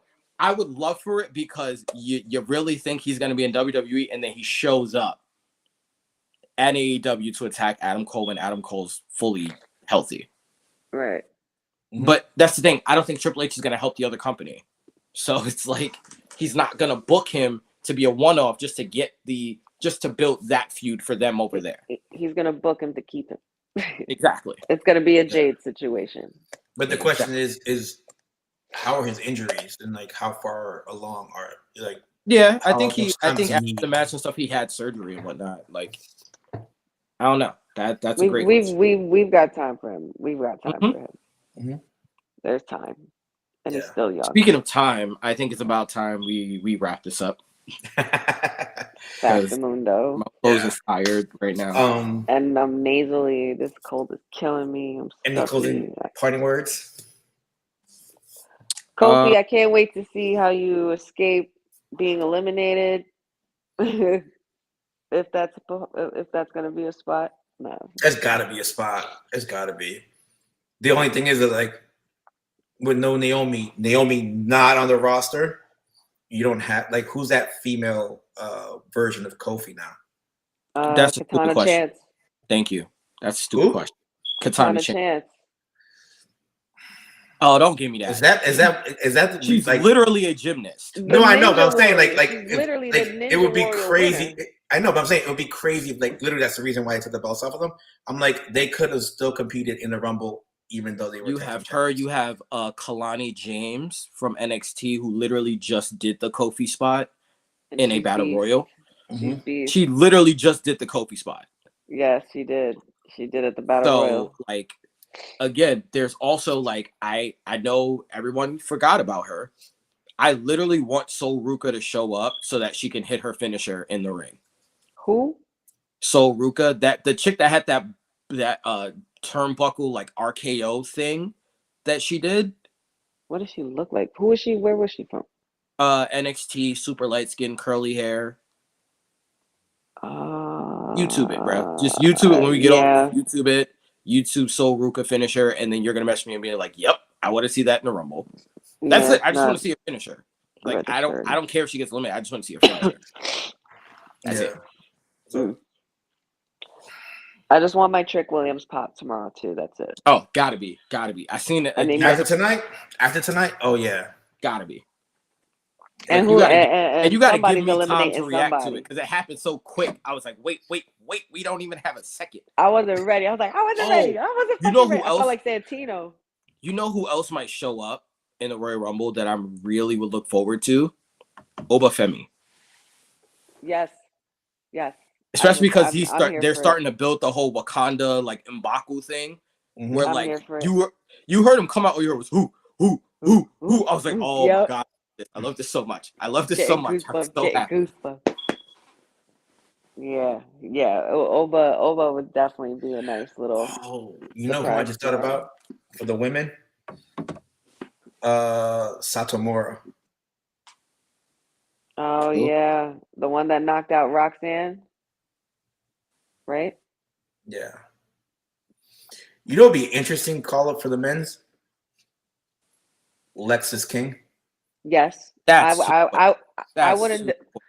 I it's wouldn't too be mad fast. at it though. I wouldn't be mad No, at it though. I said it interesting. I didn't say It's it too should be fast. called. I just said an interesting one. It would be You know what I'm interesting because I would like to see him I in the would love Rumble. to see how they use him going forward. I feel like Lexus King is their way of making fun of Jericho. Just saying. I think it's their rib on Jericho because that's what it's giving. It's giving Jericho from Wish, especially with that fake Yeah, ass beard. yeah. I didn't even think about it until you said it, but yeah. Yeah. Oh, what about Gable Stevenson making an appearance? Please no. Your man Keep got him booed. away.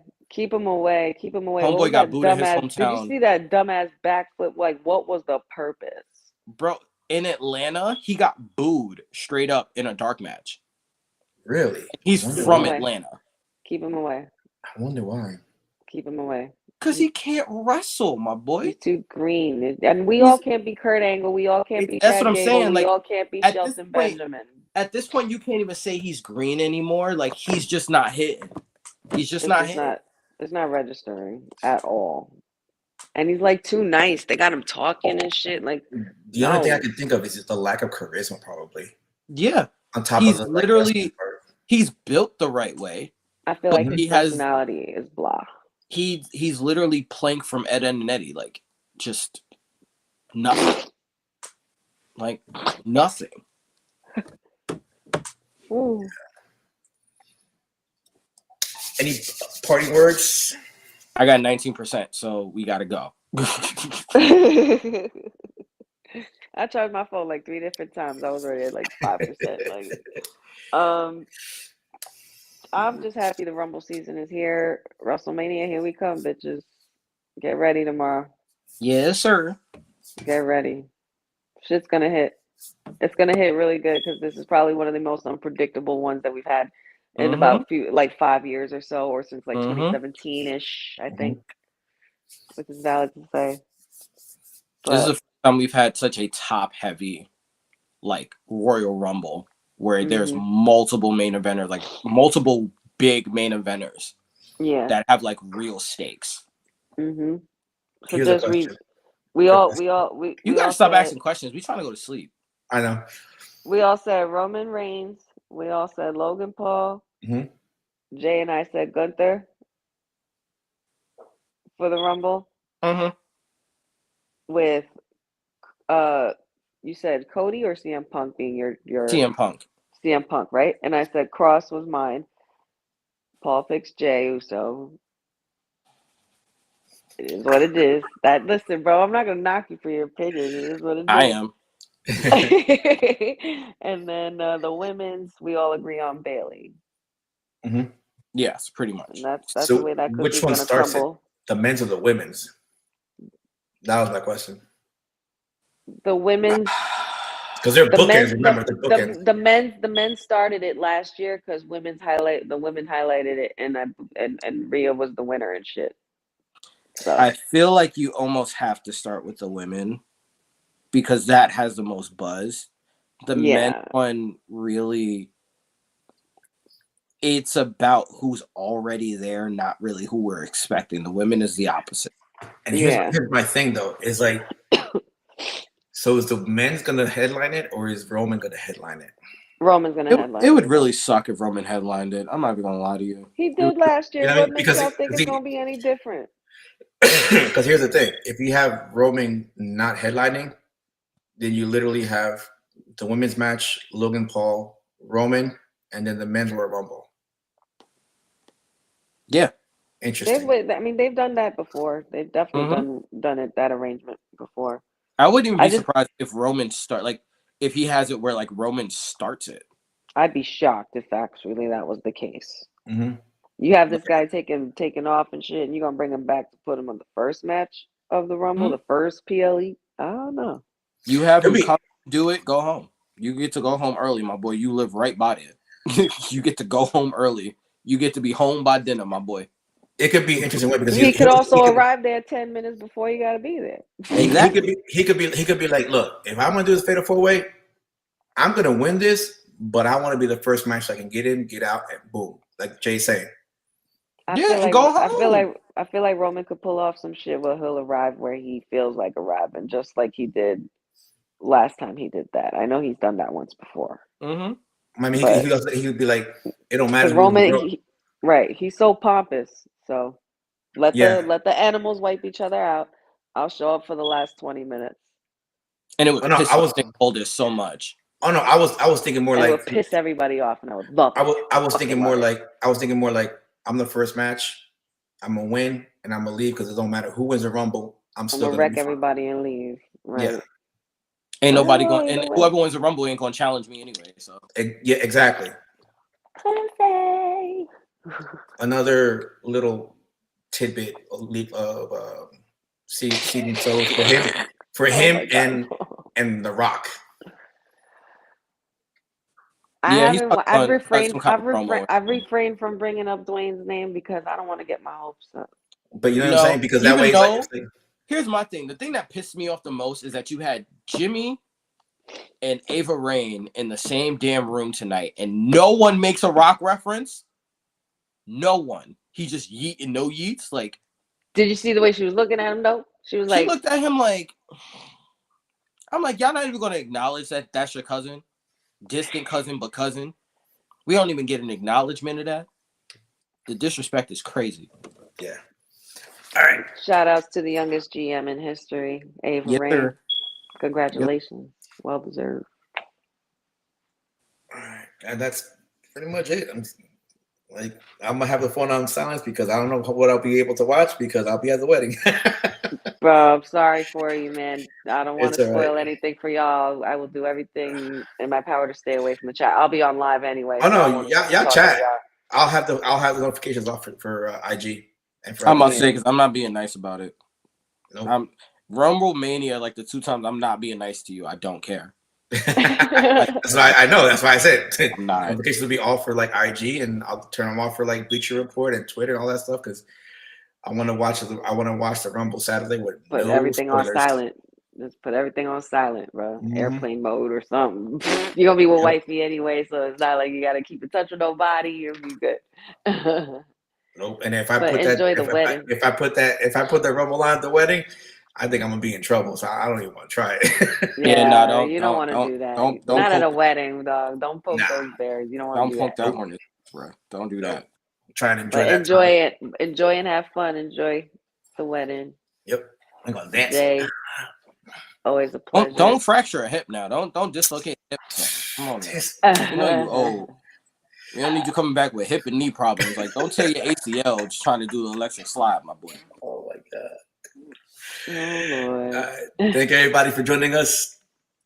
Enjoy the Rumble. Good night. Get some sleep, y'all.